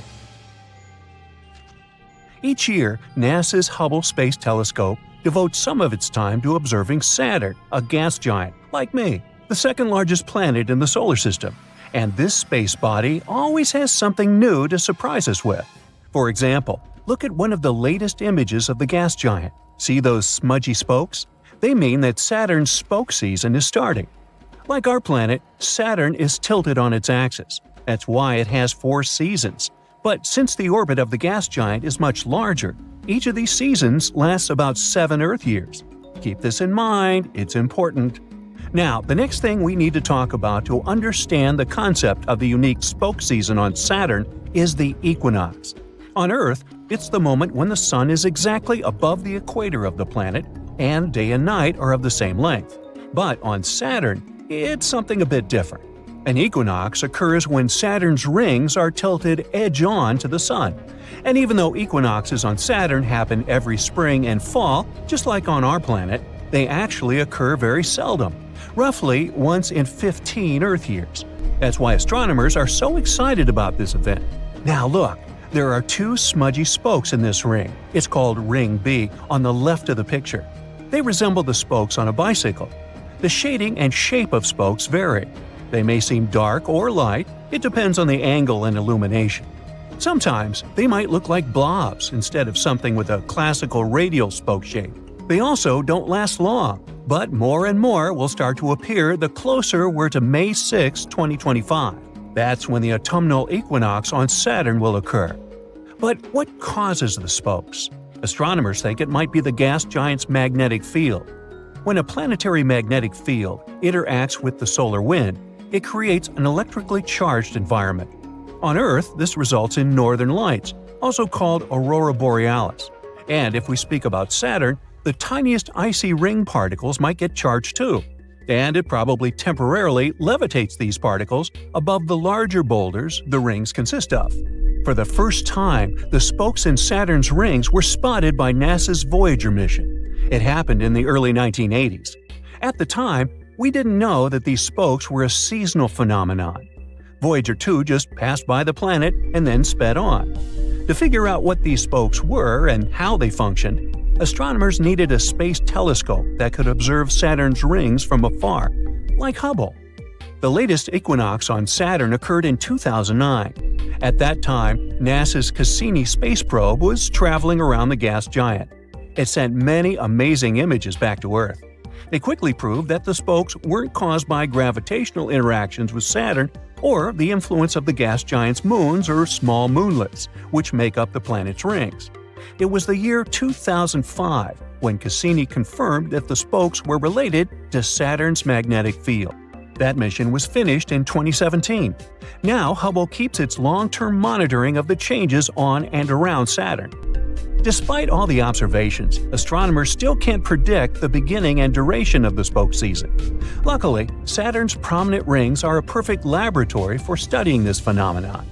Because even though other gas giants in the solar system also have rings, those are not so visible, and scientists don't know whether spokes occur on those planets. But these spokes aren't the only exciting space phenomenon. Our solar system is a fascinating place, that's why. If you were standing at the Martian equator barefoot, your feet wouldn't get cold. The temperature there would feel like on a sunny spring day on Earth. But you'd have to wear a hat. At the height of your head, it would be freezing cold. Now Venus spins backward compared to most other planets in the solar system and the Sun itself. One of the explanations astronomers have come up with is a collision with some solid object, for example an asteroid, that happened in the past. Jupiter's moon Io has hundreds of volcanoes, which makes the satellite the most volcanically active object in the solar system. The moon also has a weird yellowish surface. It looks blotted and resembles a pepperoni pizza. Yum. Europa, one of Jupiter's 4 biggest moons, is covered in ice. This ice shell can be 10 to 15 miles thick. It also has some smooth patches, so if you're into ice skating, you would like it there. If you lump together all the known asteroids in the solar system, their total weight would still be smaller than 10% of the mass of our moon. Scientists believe that Mercury might still have a partially molten core. It could explain why Mercury has a magnetic field, even if it's just 1% as strong as Earth's. Mercury's core takes up around 42% of the planet's volume. Mercury also has wrinkles. When its iron core was cooling, the planet's crust contracted. It made the surface of the planet uneven. These wrinkles are called lobate scarps. The biggest of these scarps can be hundreds of miles long and up to a mile high. Uranus is the only planet in the solar system to rotate on its side. The reason might be an ancient mega-powerful collision with an Earth-sized object, but so far it's just a theory. Mars might get a set of rings of its own in the next 70 million years. Its largest moon, called Phobos, is orbiting closer and closer to the planet. One day, it's likely to get broken apart by the gravitational pull of the red planet and turn into a ring that can last for millions of years. I won't be around then, so I'll just take their word for it. Scientists think that the moon's surface has more craters than Earth's because it doesn't have so much natural activity going on. Winds, rains, earthquakes, and erosion keep altering the surface of our planet, but the moon has almost no weather to change its appearance. Saturn is the most flattened planet in the solar system.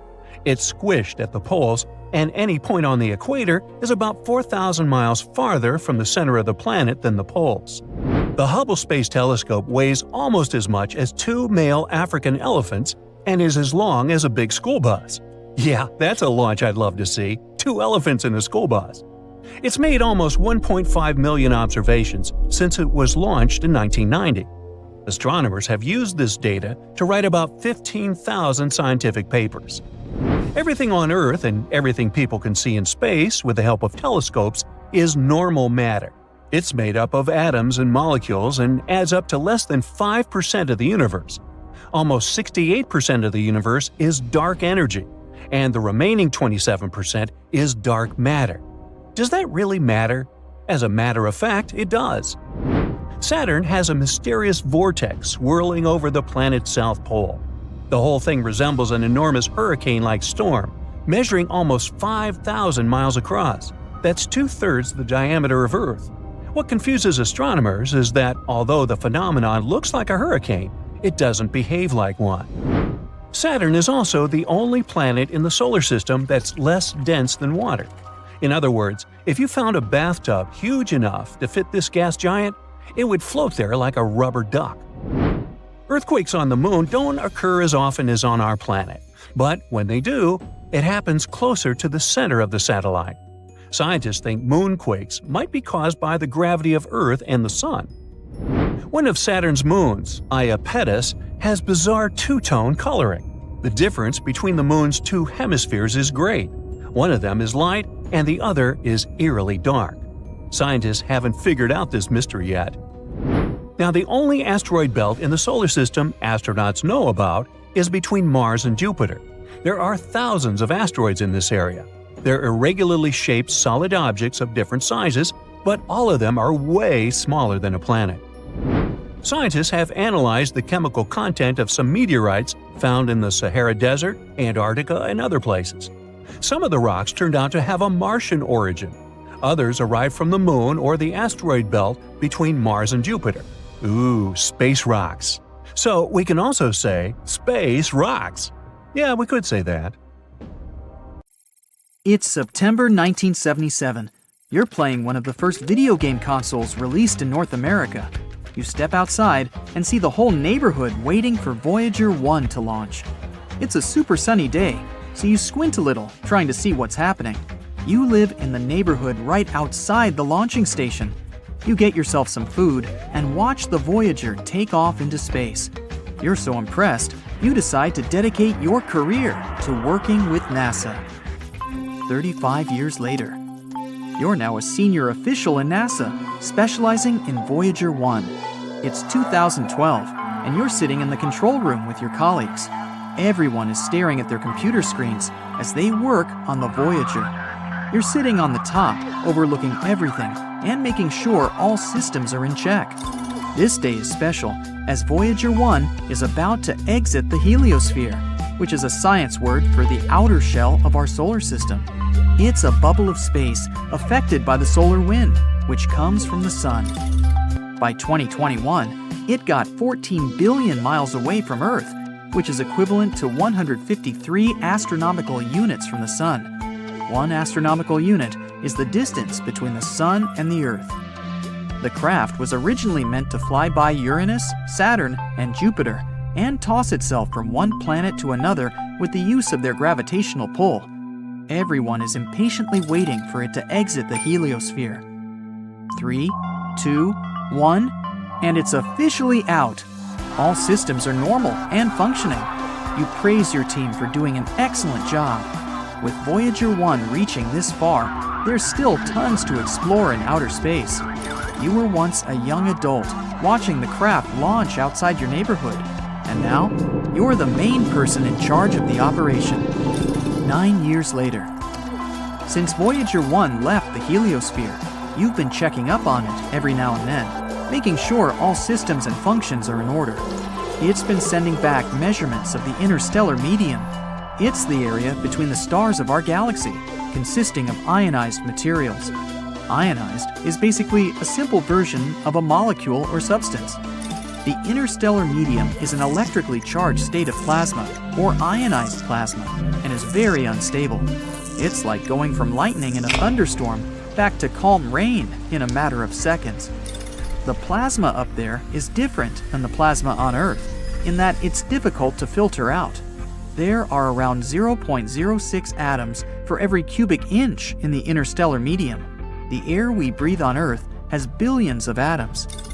By measuring the plasma in the interstellar medium, we can further understand the behavior and structure of chemicals and gases.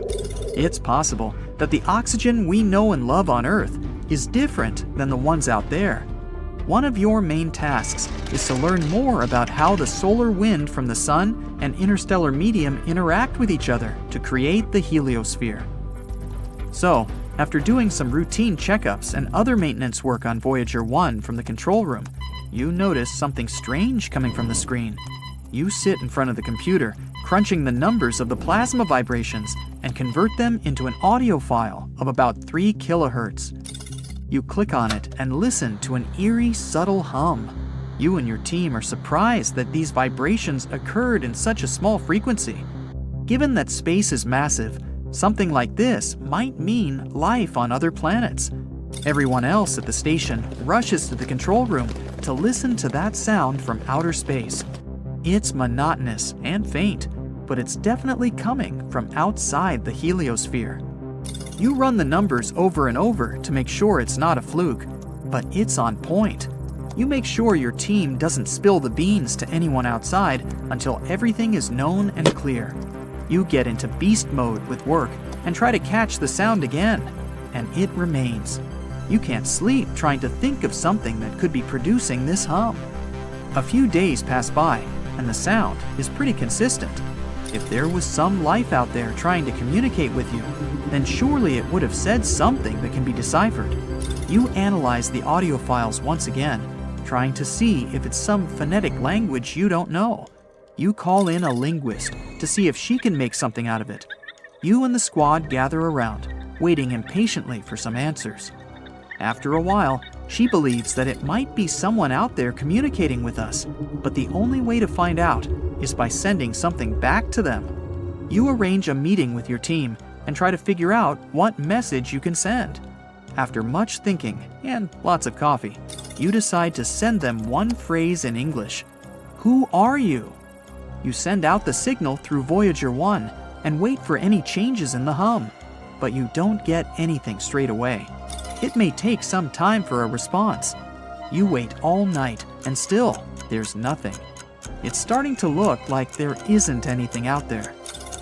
For the next couple of days, you keep sending out phrases for anything to pick up. Since space is a vacuum, sound waves can't travel, so sending out voice messages on a large speaker won't work. You locate the source of the humming and aim for it when sending the audio file. Every day, you send something different, but still, you don't hear anything from them for a week. It seems that intelligent life in the distant world isn't real. The areas between the star systems in a galaxy aren't necessarily a complete vacuum. That's where the interstellar medium is. It contains gases, dust, and cosmic rays, which are energy particles. After many months of this constant humming being produced, you still try to figure out what's going on. You sit there, remembering the time when the Voyager was first launched. You remember running outside after playing some video games. You couldn't see properly because of the sun, and you freeze in your spot and have a eureka moment. You go through some notes taken in the past. The answer was in front of you all this time. Every now and then, the sun sends a burst of energy that causes the plasma of interstellar space to vibrate. Scientists can measure the frequency of waves when the plasma vibrates to show how close they are to each other. And on the day when the hum was delivered, there were some irregular frequencies coming from the sun. So that hum might have been the plasma vibrating in a weird way because of the sun flares. But these low-level vibrations last longer than quick jumps and spikes. They're fainter. You run the tests again and find out that it's not some intelligent life forms out there trying to talk to you. It's the little vibrations caused by sun flares. You notify your team about this breakthrough, and everyone's celebrating. But after all these tests and research, you still don't know why plasma in the interstellar medium vibrates in such a way. Those answers will have to wait. 2027. It's been 50 years since the launch of Voyager 1.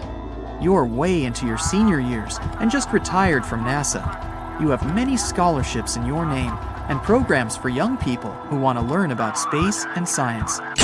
You go back to the control room once more, where you thought you had discovered intelligent life on a distant world. Then you remember all the good times you had. You say goodbye to everything, knowing that this is Voyager's final moments.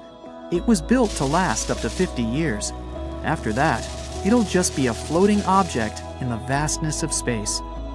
It's already surprising to know that this is Earth's most distant object from us, but it's time to let others take your place. You shut off the lights and close the door. The Voyager makes one last beep before eternal silence. In 2017, a strange object was spotted in our solar system. It had the shape of a long tube, similar to a pancake. No known asteroid or comet we've seen looks like that. Its exterior was also peculiar. It was at least 10 times more reflective than the average stuff that flies through space, with some saying it had a surface similar to polished metal. When it went past the sun and left our reach, it accelerated faster than what our gravity could account for. At first glance, it was like this thing had a rocket strapped to its back. This unusual visitor even got a special name, Oumuamua. It comes from Hawaiian and translates to scout or visitor from a faraway land. And because of its characteristics, scientists soon began to wonder if this was at last a visit from otherworldly creatures. Before they went full-on with the science fiction suppositions, astronomers gathered the information they were sure about, starting with the fact that Oumuamua must have come from another solar system. There must have been some unfortunate event in its home system that led to its ejection.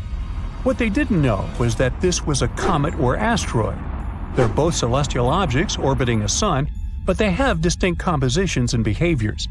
Comets are composed primarily of ice, dust, and rocky material, often referred to as dirty snowballs.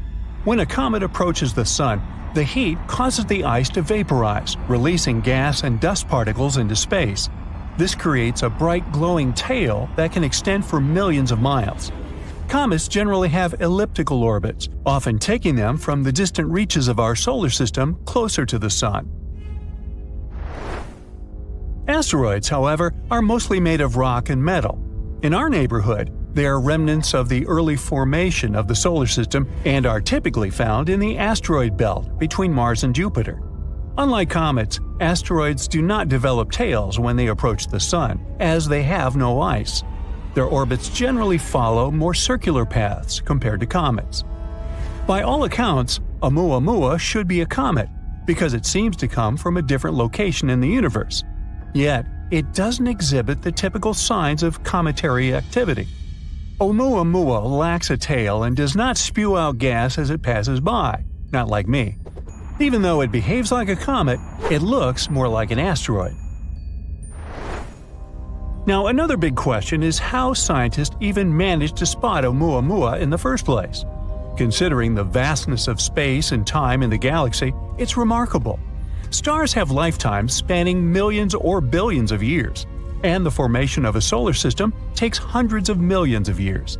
Even the fastest objects take tens of thousands of years to travel from one star to another. In contrast, humans have only been observing the skies with telescopes for around 400 years, a tiny fraction of cosmic time. And it's only in recent decades, even years, that we've had the technology to detect and track fast-moving, dim objects. Either rocks like these are abundant, or we've been incredibly lucky with our detections, or it's simply wanted to be seen. Now, another question that was asked was where such objects could come from.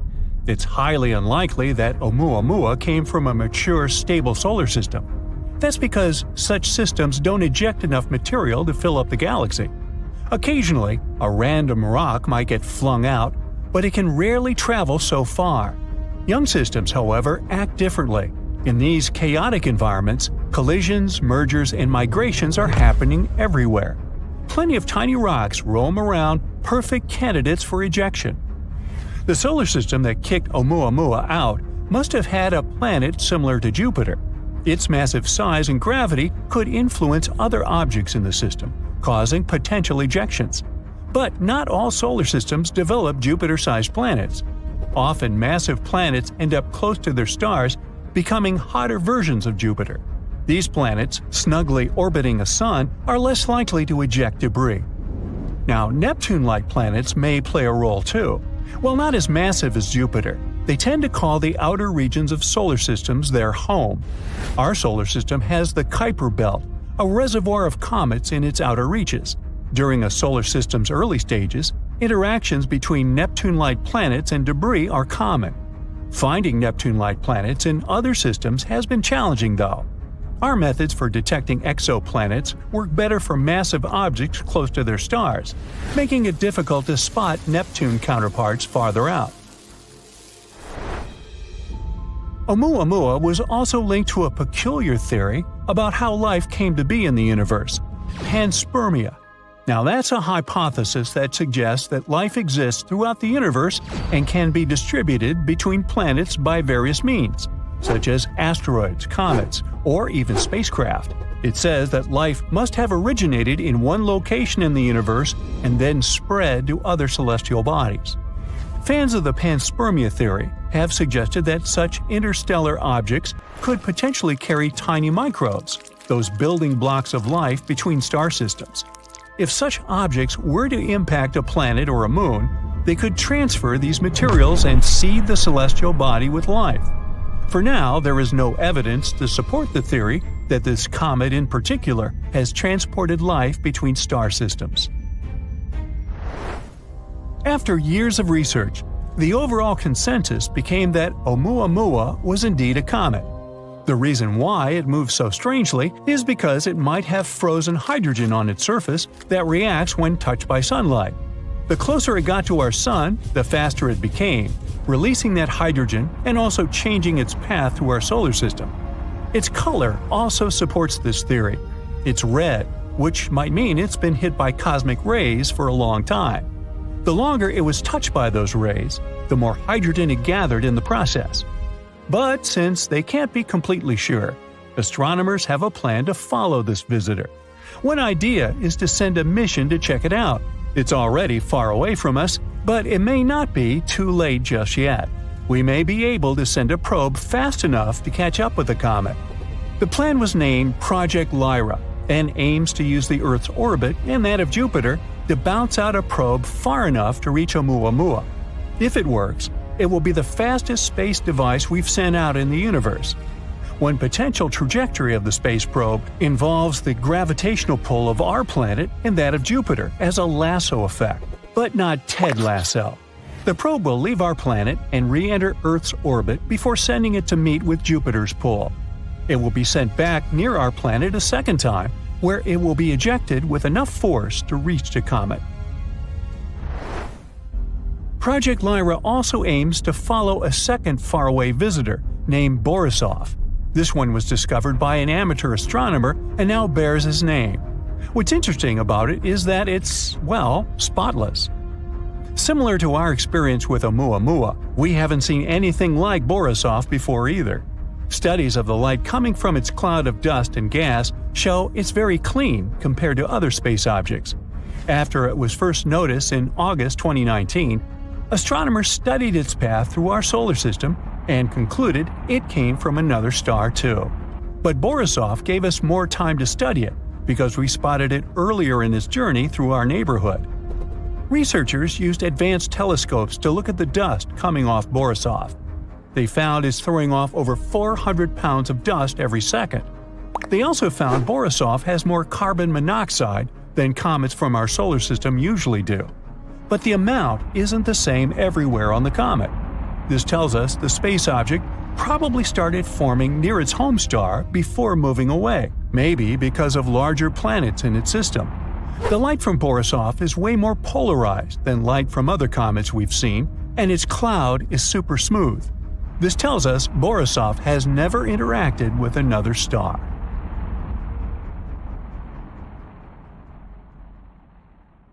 It's staring at you, and you're staring at it.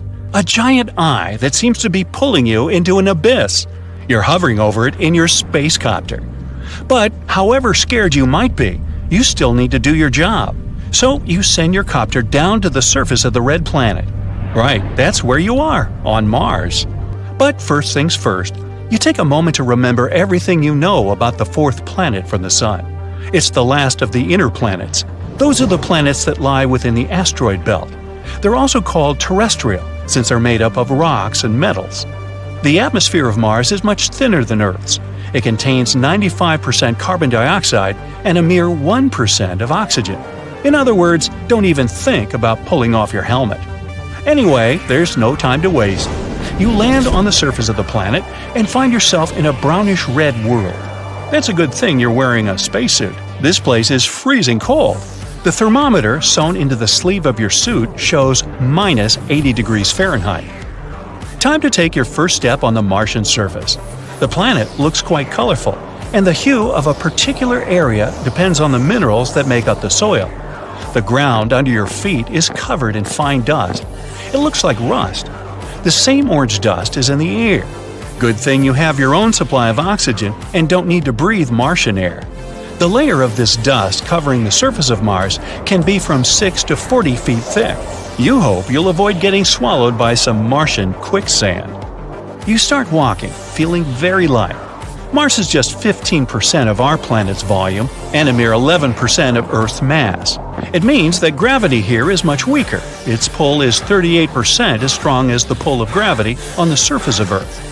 You jump up and down and then try to run several hundred feet. Ha! You haven't even broken a sweat. What makes it harder for you to explore the place on foot is that the planet's surface is rocky, covered with craters and volcanoes, old dry lake beds, and canyons. You see something huge towering on the horizon, but you try to suppress your curiosity.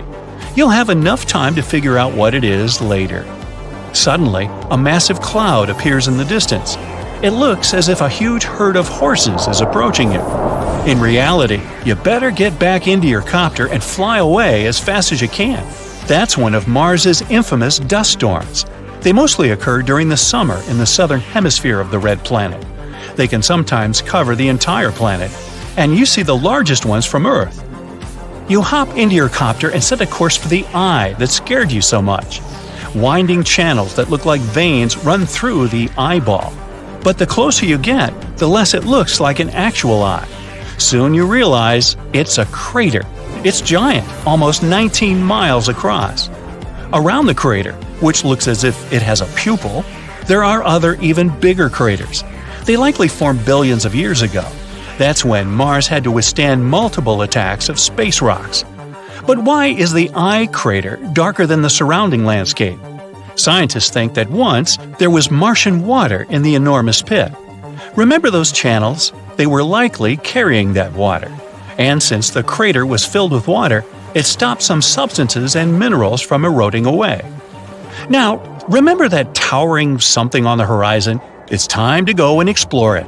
When you come close, you realize it's the largest shield volcano in the entire solar system, Olympus Mons. It's more than 370 miles in diameter, which is almost the same size as the state of Arizona. You tilt your head. Wow! The mountain is 16 miles high. It's also rimmed by 4-mile-high cliffs. To picture the sheer size of the volcano, let's make some comparisons. The largest volcano on Earth is Mauna Loa, towering around 2.5 miles above sea level and stretching 75 miles across. Sounds impressive. but the volume of Olympus Mons is around 100 times larger than that of Mauna Loa. The Martian giant could swallow the whole chain of Hawaiian Islands from Kauai to Hawaii. But why is this volcano so large? It might be the result of lower surface gravity and higher eruption rates. Or the reason might be the red planet's crust, which is very different from Earth's. It's static. You see, on our planet, the crust is made of 15 to 20 moving tectonic plates. As plates move over hotspots producing lava, new volcanoes form, and the already existing ones become extinct. That's why lava can get to the surface through many vents. But on Mars, the crust isn't broken into the same tectonic plates as on Earth, and the lava has nothing to do but pile in one very, very large volcano. So, how about getting closer to the enormous mountain? But once you step out of your copter on Martian soil, the ground under your feet starts shaking. Well, that's a Marsquake. But how can it happen if Mars doesn't have any actively shifting tectonic plates?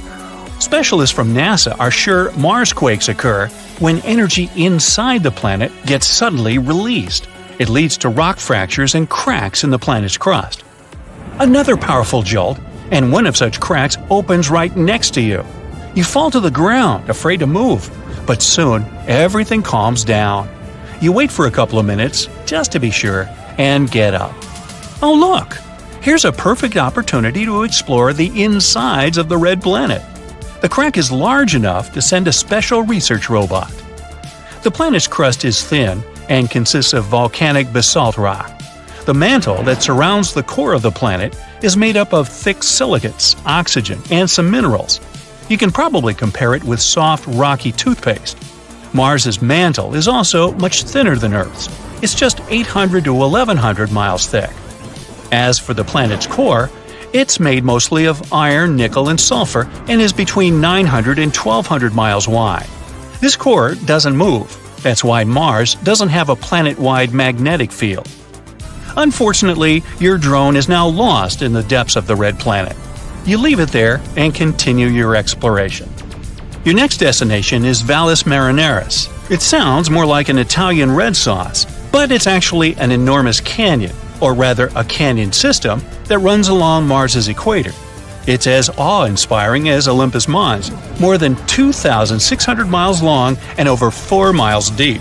The thing is so huge, it could span the entire continental United States from the Pacific to the Atlantic Ocean. Now let's make another comparison. One of the most famous canyons on Earth is the Grand Canyon in Arizona, but it's 10 times shorter and around 4 times less deep than this canyon on Mars. Some scientists think that Valles Marineris is the edge of an enormous tectonic plate. It moves so slowly that almost nothing has happened in that region over millions of years, and the movement of this plate probably began 3.5 billion years ago. Anyway, the only thing left on your today's to-do list is to visit Mars's moons. They're among the tiniest in the solar system. Phobos is the largest of the two. It orbits a mere 3,700 miles above the surface of Mars. There's no other known moon that travels closer to its mother planet. It whips around the red planet 3 times a day, while the second moon, Deimos, needs 30 hours to complete one orbit. Phobos is getting closer and closer to Mars, about 6 feet each 100 years. Within the next 50 million years, it'll either crash into the planet or break apart and form a ring. Happy but tired, you return to your spaceship. Tomorrow, you'll continue exploring the magnificent red planet, and who knows what discoveries are awaiting you. Many people would like to fly into space. Zero gravity, a stunning view of Earth from one side, and the boundlessly frightening black area from the other. Yeah, it's all cool. But don't forget that this journey can turn into a nightmare.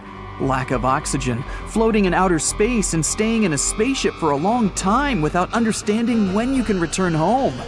This last thing happened to a Russian cosmonaut. His stay in space is one of the longest in the world. 33-year-old flight engineer Sergei Krikalev spent 311 days in zero gravity on the Mir space station. But that's not the most interesting part of this story.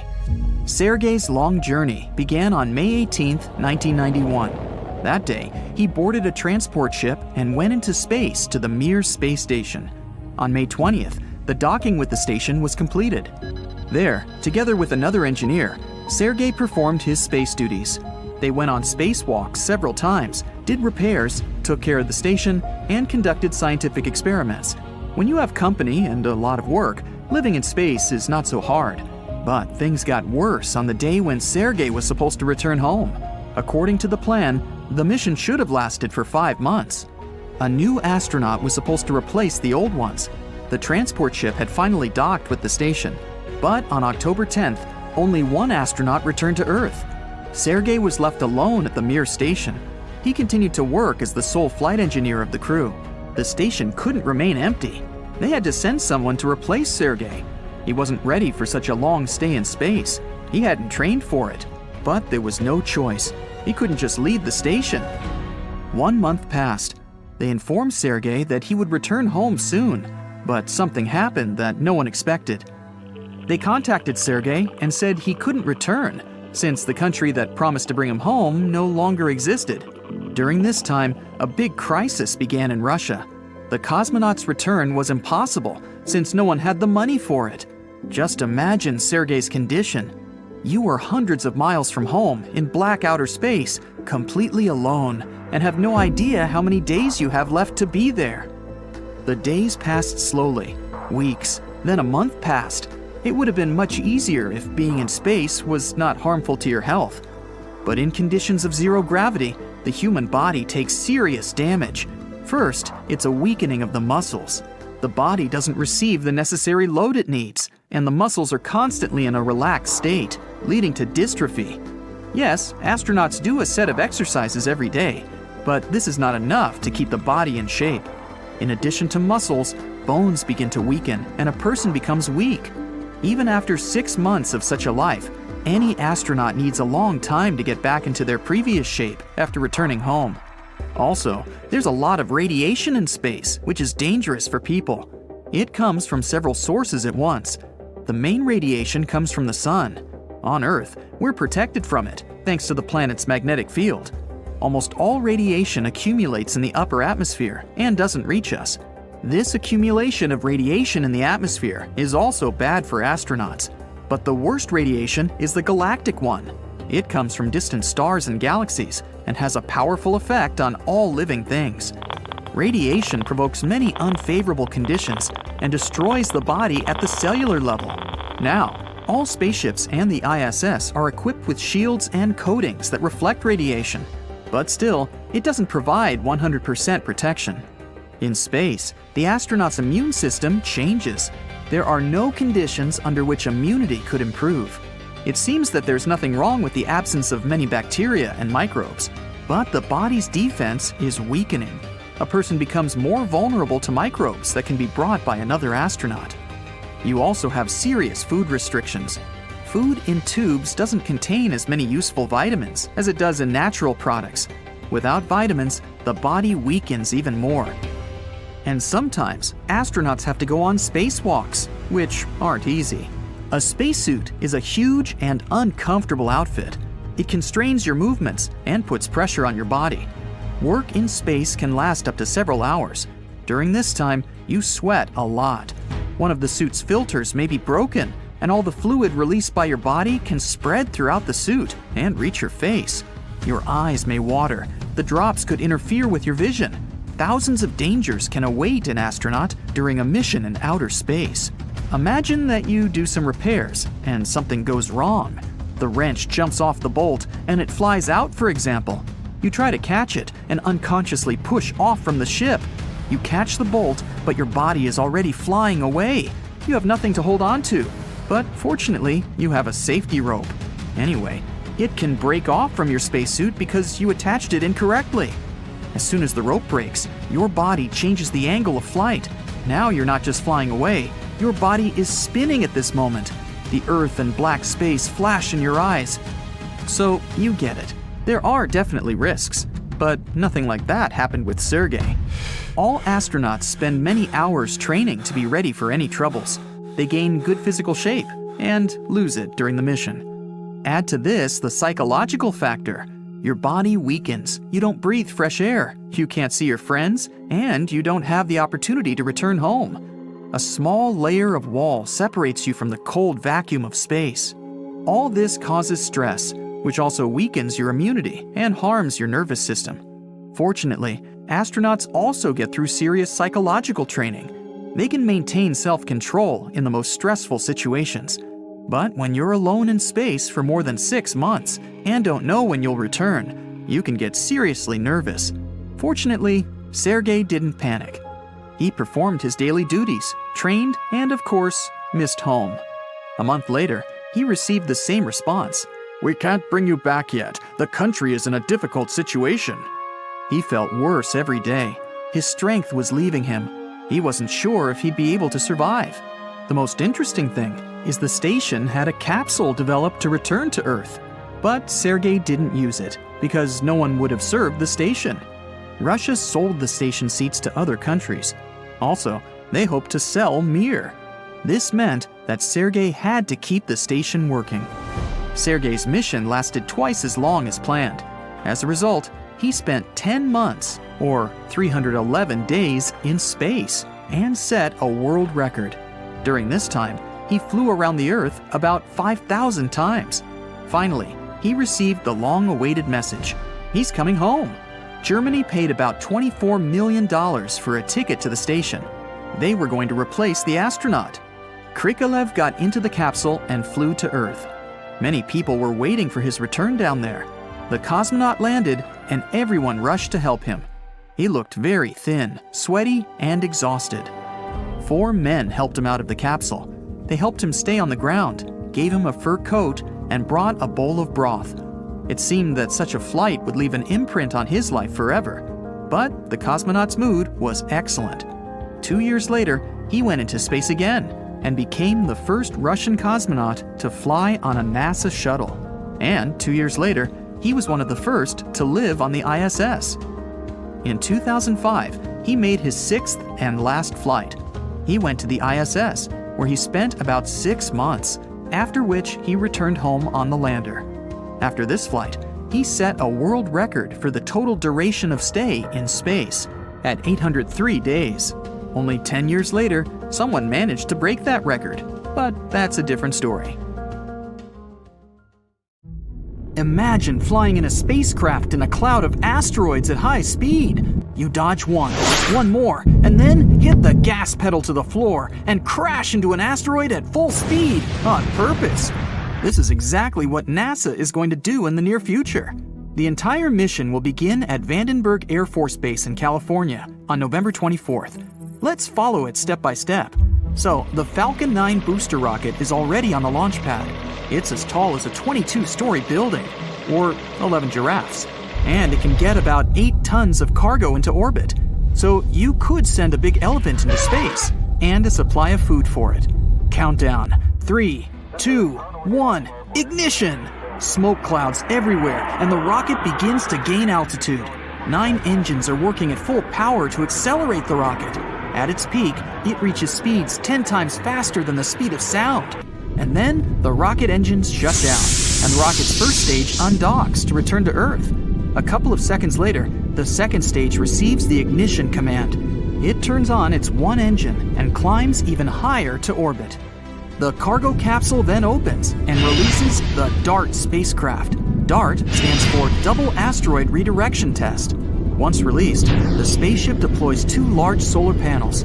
It'll convert solar energy into electrical energy to power a revolutionary ion engine. Conventional engines create thrust by burning tons of fuel and ejecting it outward. The rocket itself is essentially pushing off the emitted gases. The ion engine will not burn fuel. It'll use a strong electric field to accelerate the ionized gas. Like conventional rockets, it'll eject this gas and create thrust by repelling it. And though the ion engine produces less thrust, it can accelerate the spacecraft to higher speeds. So regular rocket engines have an excellent performance on the road. They push the pedal to the metal, burning a bunch of fuel, while the ion engine slowly accelerates.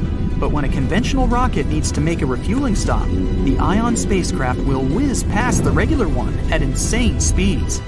So the DART spacecraft begins its year-long journey. By comparison, a flight to Mars would take about 7 months. Fast forward 1 year ahead, and we've arrived. This is the asteroid Didymos. The far point of its orbit is 2 astronomical units from our star. That's 2 Earth-Sun distances.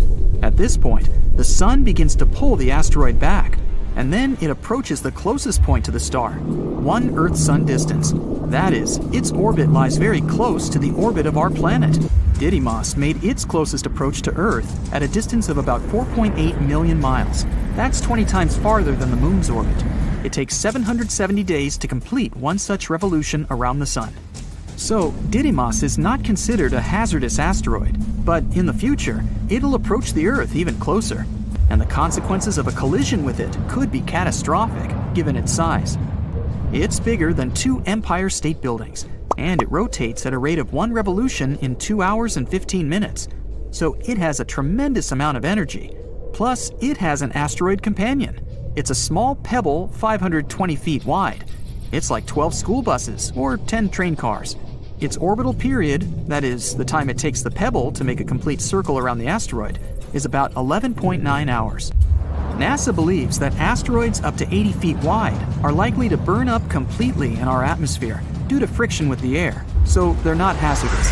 Asteroids between 80 feet and half a mile in size will not burn completely and could cause severe damage.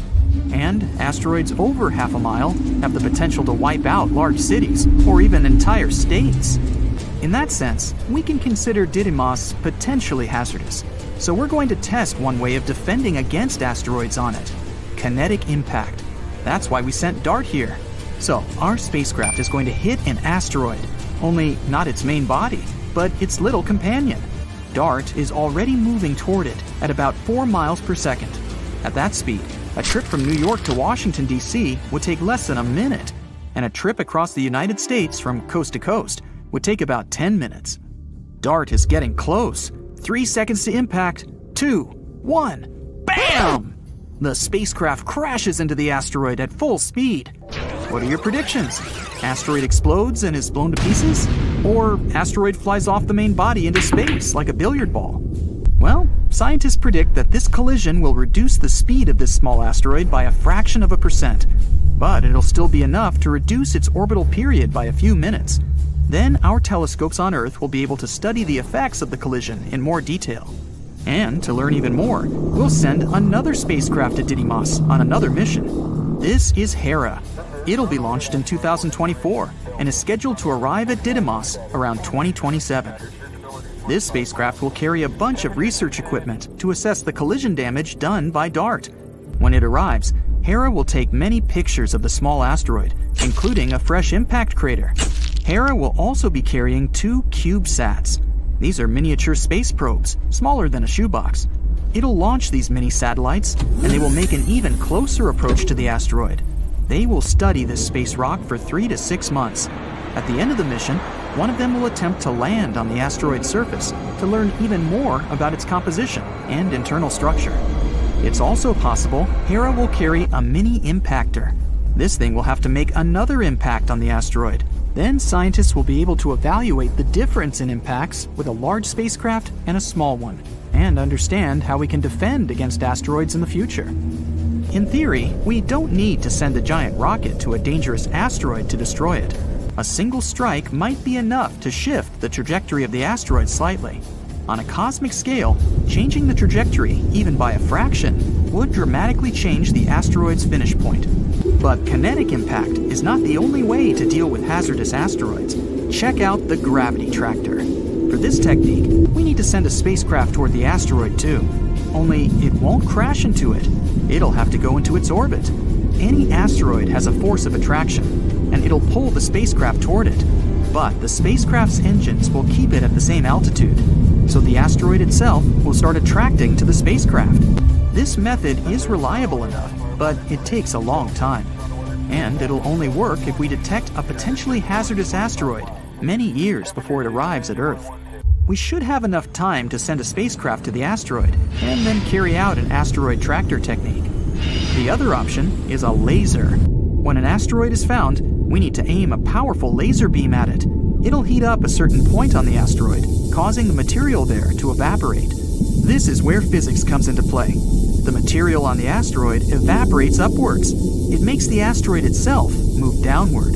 Just like our rocket engines work, the burning fuel is ejected one way and the spacecraft moves the other. We can also use solar power instead of lasers. To do that, we need to build a big space station, which would be equipped with a lot of magnifying glasses. Have you ever tried to burn letters on a wooden surface with a magnifying glass? Well, we'd be doing the same thing, but with an asteroid. The space station will have to focus lots of the sun's rays into one point on the asteroid. Again, the material evaporates because of the high temperature, and this causes the asteroid to change its trajectory slightly so that it flies past our planet. How about foil? That's right, we can avoid a collision with an asteroid by using ordinary foil. We would have to wrap the asteroid in the same reflective material. Then the asteroid won't absorb the sun's rays, but will instead reflect them. This creates a little pressure on the surface of the asteroid. It's as if the sun's rays are pushing the asteroid, and it'll be able to change its trajectory. And not the most obvious but reliable option is conventional rocket engines. We can put several powerful engines on the asteroid. This would create thrust and change the trajectory of the asteroid. And if there are enough engines, we can even take control of the asteroid. So when a bigger space rock appears on the horizon, we'll turn on our engines and point the asteroid straight at it. Such a collision can completely destroy even a very large asteroid. And it would make for one epic light show. Traveling to space costs a fortune, but there's a way to make it affordable. You step into an elevator, push the button, and voila! You're flying to the stars, all thanks to nanotubes. But then something hits the elevator on the way. You're stuck inside, and now you're doomed to float in space forever. Now, if you want to travel in space, get ready to shell out around $55 million. But in the near future, you'll probably be able to travel to space with just the push of a button without breaking the bank, because space elevators might come into play. While the idea of galactic lifts seems like something out of a sci-fi movie, it is a real possibility that could revolutionize space travel. With an estimated cost of $8 billion, space elevators could be a one-time investment that would last us forever. NASA alone spends around $2.7 million on rocket fuel per minute. To launch a rocket, they need to pay up to $178 million. These costs could be significantly reduced with the use of elevators. Most super tall buildings on Earth have a massive foundation to help with their balance and weight. As you look up, they get thinner and thinner. Even the tallest building in the world, the Burj Khalifa, is massive at the bottom and narrow at the top. If we wanted to construct something like a gigantic lift, we would need an enormous amount of concrete to build a foundation for it, which goes against the point of saving some cash. Now, get a string, tie a ball at the end of it, and start spinning it. The string in your hand will stay in one place, and the ball will revolve around your hand. This is called centrifugal force, and the elevator will work in the same way. The ball will be the base in space, and the rope will hang toward Earth. The station from where we would enter the elevator would be in the middle of the Atlantic Ocean, and the line would extend from there. For this to be possible, the line must be perfectly synchronized with Earth's rotation. Otherwise, it would simply break or wrap around the Earth like a scarf. Also, the orbit the line would be following should be a perfect circle, because the line wouldn't be able to get shorter or extend. A bunch of research has been done using algebra to find the ideal solution. Wait a second, there's a use for algebra? Never mind. Meanwhile, I won't bore you with the math. We'll go straight to the point where the precise distance from the station in the Atlantic to the one in space must be 22,236 miles above the Earth, where the geosynchronous orbit starts. There, the four outward forces are much stronger than the downward force. That's why the station would stay in one place. When you construct a house or a building, you start from the bottom going up. But to create this engineering wonder, we would need to do everything in reverse and start at the top. The main problem here would be the weight. If the line was too heavy, it would disrupt the orbit, and the conveyor dumbwaiter host would not work. So, we need to balance the station in space to ensure it worked flawlessly. Steel is one of the most robust materials on Earth. The cable in every lift is made from steel. But when you need a 22,236-mile-long cable, things can get tricky. Steel is hard to break, but it's cumbersome, and when you have to use a lot of it, problems start to arise. We use heavy steel a lot in construction, but we have lighter materials that might put less stress on the station and eliminate this problem. Also, the line would have to be tapered because, at the endpoint, there would be close to zero stress. But it would still have to be thicker than really needed due to a bunch of safety factors. At the start, the rope would be around 0.5 inches. After using some complicated math, we can figure out the thickness at the end, which is a number so long I am unable to pronounce it. But believe me, it's a big one. So, steel is off the list. Another candidate is Kevlar, which is 5 times stronger than steel. And if we added such materials as carbon and titanium into the mix, the strength would increase tenfold. The line would have a diameter of around 262 to 557 feet. This is drastically smaller than the diameter of the steel cable could be. The bad news is that doing this is too pricey. So, if we don't find the ideal medium to build a cable, the idea of the space elevator will just be a massive waste of time. If only we had some magically light material with a power of 60 gigapascals, which would have a taper ratio of 1.6. Oh wait, we actually do have this unique material. It's called carbon nanotube. It has a strength of 130 gigapascals, which is much more than we need. Nanotubes are made out of carbon and are 100,000 times thinner than a human hair. This material is solid and has good conductive power, which is possible thanks to its unique atomic structure. We use this product in many things, from batteries to optics, and it can be modified entirely and adapted for more uses. Bradley Edwards is the guy responsible for this crazy idea. NASA was looking for new innovations, and they said, "Don't do anything too crazy and start building a space hoist." I guess Bradley took this as a challenge and started working on the elevator. Edwards wrote a paper about a galactic conveyor. When he published it, he expected many people to find flaws in his work, but surprisingly, nobody did. His work was spot on. He came up with the idea of strapping a nanotube line to a rocket and launching it into space. The other end of the rope would fall onto Earth, and robots would use this rope to climb up and make it longer, so we could start building an elevator space station. After this, the elevator could start transporting everything, from solar panels to tourists. In the future, space tourism could be totally possible. Who knows? We might even go on vacations in space. Hey, looking for some atmosphere for your getaway? Well, don't come here. We don't have any. Oops, probably not a good advertising slogan, huh? Meanwhile, a couple of years ago, we could only create microscopic carbon nanotubes. But as time went on, much more research was done to make them bigger. Now they reach up to a few inches. In 20 years, they could be miles long. Carbon costs $28 per ounce. If we do the math, we would see that we would need around $1 billion to build a lift. Yeah, it sounds expensive, but it's a long-term solution to space travel, and it can actually save us a lot of money in the long run. Now, everything looks perfect on paper, but NASA's main reason why they chose not to go along with this project is that right now there are probably more than 128 million objects floating in orbit, and they might pose a real threat to the elevator. The lift could be made to withstand a few hits now and then, but getting hammered non-stop is not part of the plan. Still, Bradley argues that tons of monitoring devices track space debris. Thus, the elevator could avoid them all. Now, if something hit the elevator or the line somehow broke, the consequences would not be too bad. If there were no passengers on board, of course.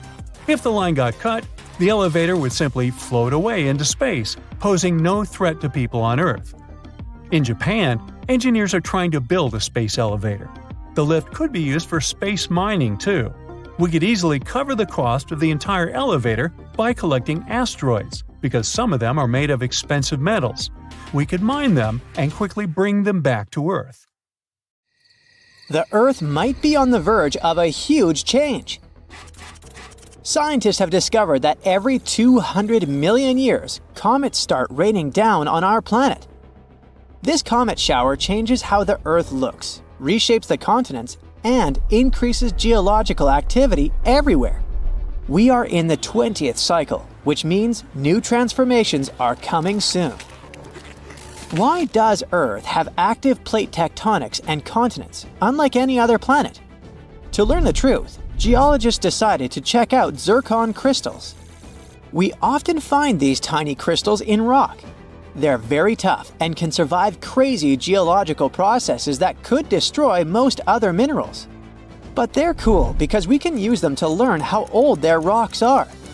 These crystals have some uranium in them, and it decays into lead over time. By measuring how much uranium decayed in a crystal and how much is left, you can figure out the age of a mineral. So, we can use this trick to learn a lot about the Earth's crust and history. Recently, geologists checked out zircon crystals from two of the Earth's oldest continents and regions, the North American Craton in Greenland and the Pilbara Craton in Western Australia. It turned out that rocks from these continents could tell us what happened to our planet during the Archean Eon, from 2.8 to 3.8 billion years ago.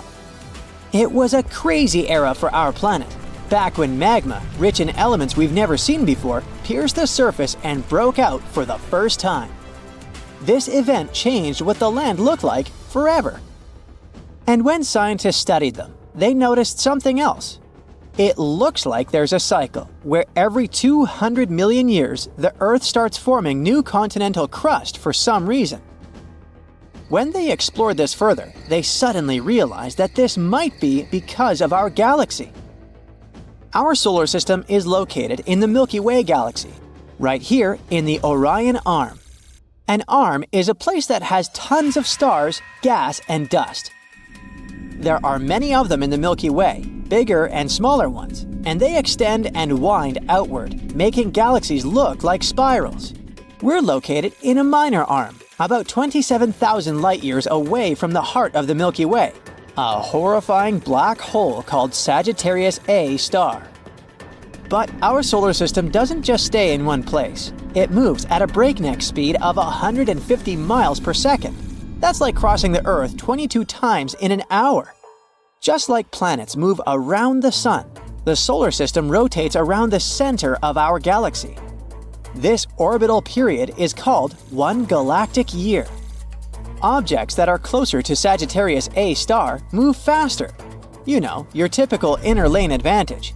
But large arms, the ones that are further away from us, are much slower. They move at a speed of about 130 miles per second. That's just some 19 runs around the equator in an hour. Because of this difference, the solar system moves kinda in and out of the galaxy's spiral arms. This is like when fans make a wave in a stadium. This leaves a mark on both the solar system and our planet. There is a vast, distant region around our solar system called the Oort cloud. It's about 4.6 trillion miles away from the Sun, like traveling to the Sun and back 50,000 times. Now, the Oort cloud is filled with comets. You might not know this, but they're way more dangerous to us than regular asteroids. Asteroids come in different sizes and are usually just rocks with some metals. They don't have a glowing gas around them. They just vibe around the Sun in their main asteroid belt, somewhere between Mars and Jupiter. And if the almighty Jupiter with its crazy gravity doesn't stop them, sometimes they come down on us, causing some havoc here and there. But a comet is a small object made mostly of ice and rock. When it gets close to the Sun, it heats up and releases dust and gas. This forms a glowing cloud around it called a coma. This is what we see as a tail as the comet moves, and their consequences are much more extreme. When we complete one galactic year, the icy objects from the Oort cloud are pushed towards all our planets. And when we enter the big spiral arms of our galaxy, the rainstorm begins. Comets are much faster than asteroids. When they hit Earth, they leave huge impacts and leave giant craters. The energy from these impacts can melt huge parts of Earth's crust and mantle. The molten rock then rises to the surface, floating there. As it cools, it solidifies and forms a new crust. Over time, these small pieces of crust can merge and grow larger as more solidified magma attaches to them. Eventually, all this forms big continents. So, once in a galactic year, when comets start hitting Earth more often, they really change the Earth's structure and help create new land masses. Another proof of this is spheroidal beds. This is what we call tiny round particles created by material thrown out during impacts. When we look at them, they also match the cycle timing. Spheroidal beds on our planets formed exactly when the Earth was crossing the Milky Way's spiral arms, and most of them formed when it was just over 1 billion years old.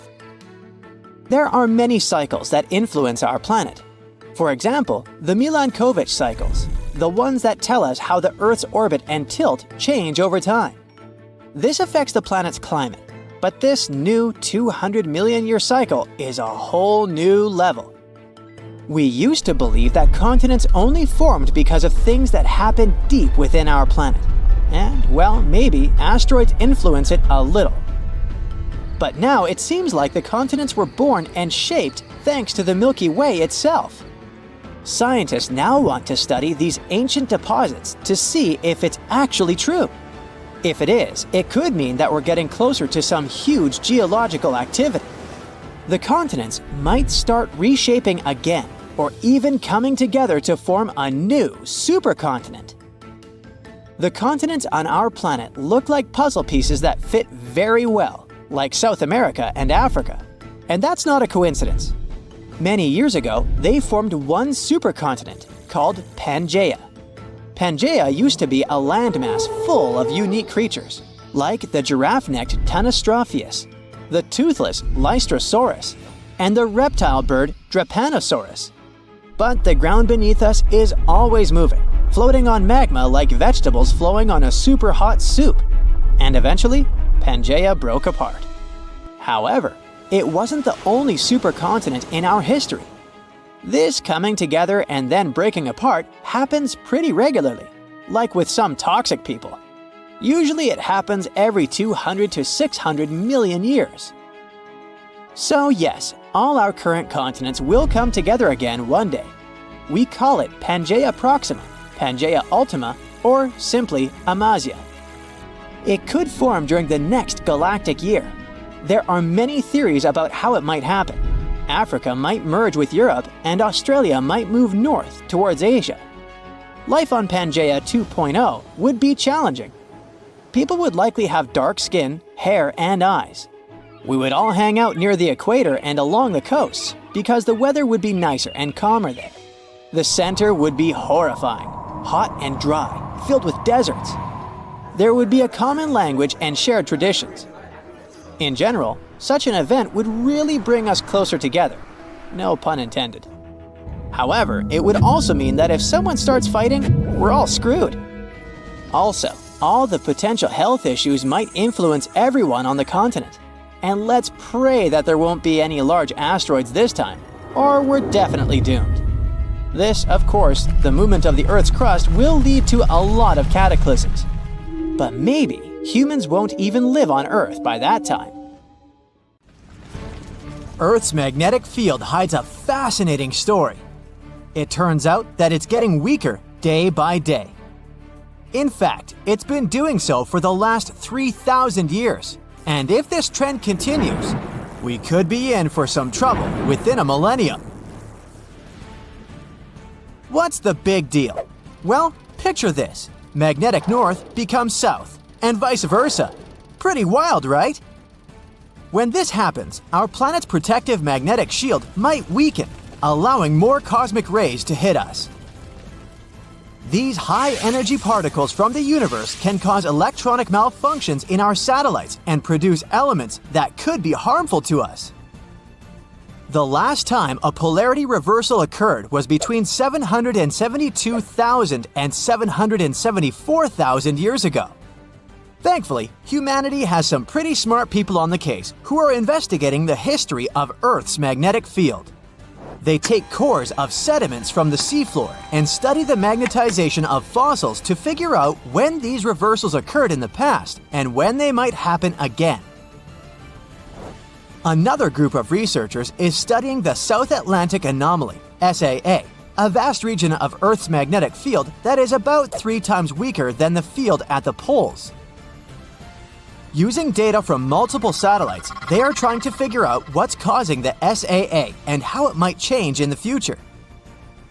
This could give us a glimpse into how a weakened magnetic field can affect our satellites and our planet. Sure, our generation won't be here to witness these changes, but it does make you wonder what that planet might look like upside down. Magnetically, that is. NASA's astronomers have also announced that in 4 billion years, the Milky Way galaxy is going to get a major glow-up. After a cosmic collision that will shake things up. I'm not talking about a small fender bender here, I'm talking about a titanic collision with our neighboring Andromeda galaxy. Humanity will have to hold on to its space helmet for this one, because the sun might get flung into a new region of the galaxy. However, our Earth and solar system probably won't be seriously affected. Sounds difficult to believe, so how come? NASA's Hubble Space Telescope did some hardcore measurements of Andromeda's motion. Although the galaxies will plow into each other, the stars inside each galaxy are so far apart that they won't collide with other stars during the encounter. However, the stars will be thrown into different orbits around their new galactic centers. According to simulations, our solar system will probably be tossed much farther from the galactic core than it is today. Set your telescopes aside. You don't need to start counting down the years. This event is likely scheduled in about 4 billion years, so chances for us to witness it are 0. Saturn is losing its rings. Thankfully, we won't be here to witness this sad event either. Apparently, the rings are being pulled into Saturn as a dusty rain of ice particles, all under the influence of Saturn's magnetic field.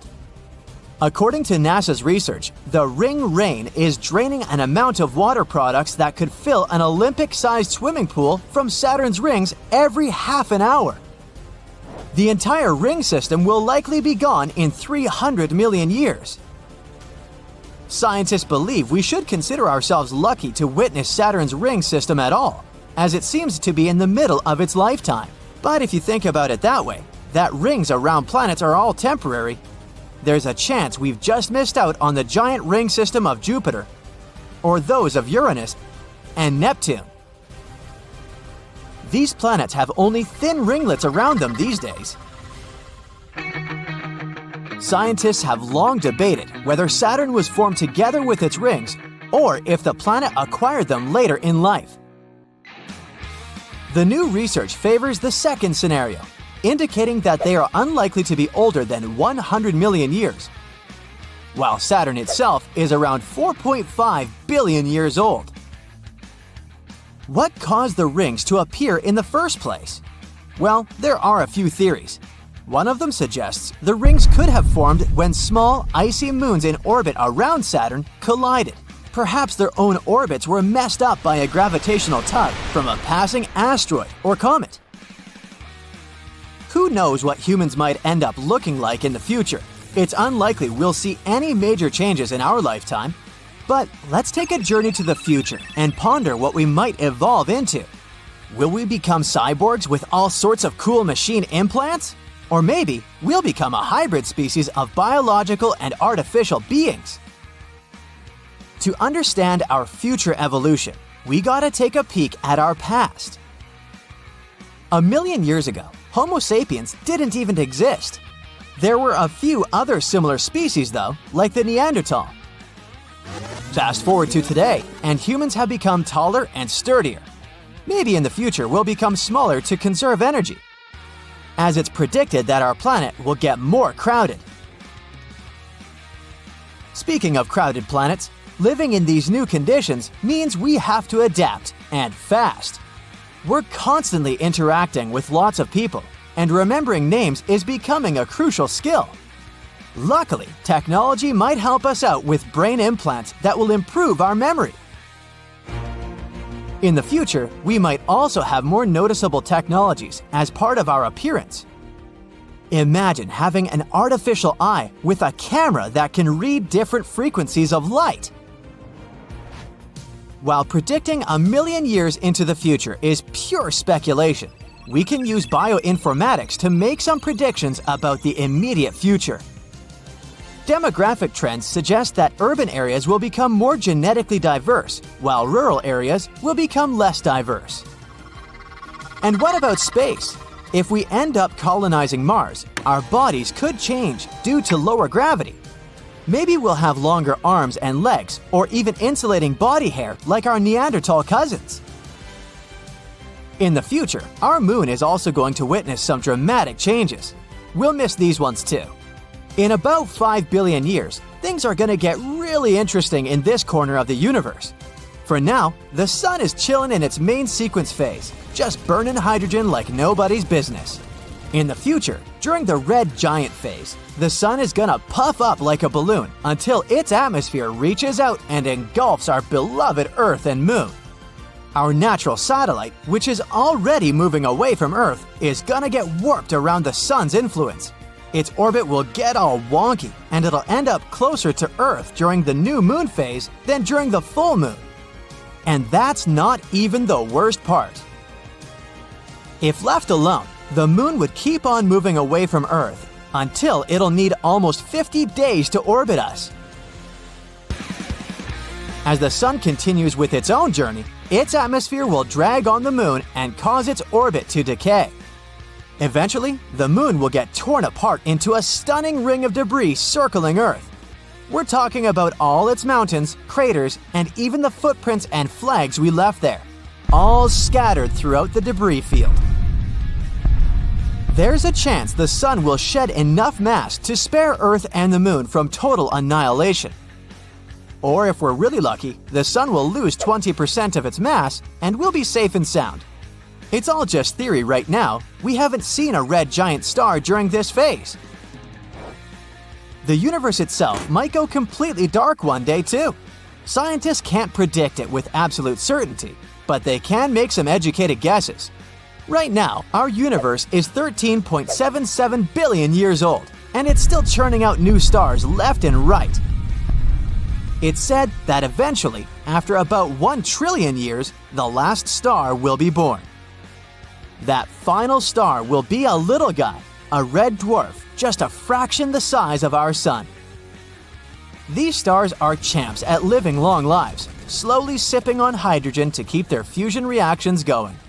But even they can't last forever. Fast forward about 100 trillion years, and the last light will go out. The universe will be dark and lonely, but thankfully, we won't be here to watch it all fade away. That's it for today. So hey, if you pacified your curiosity, then give the video a like and share it with your friends. Or if you want more, just click on these videos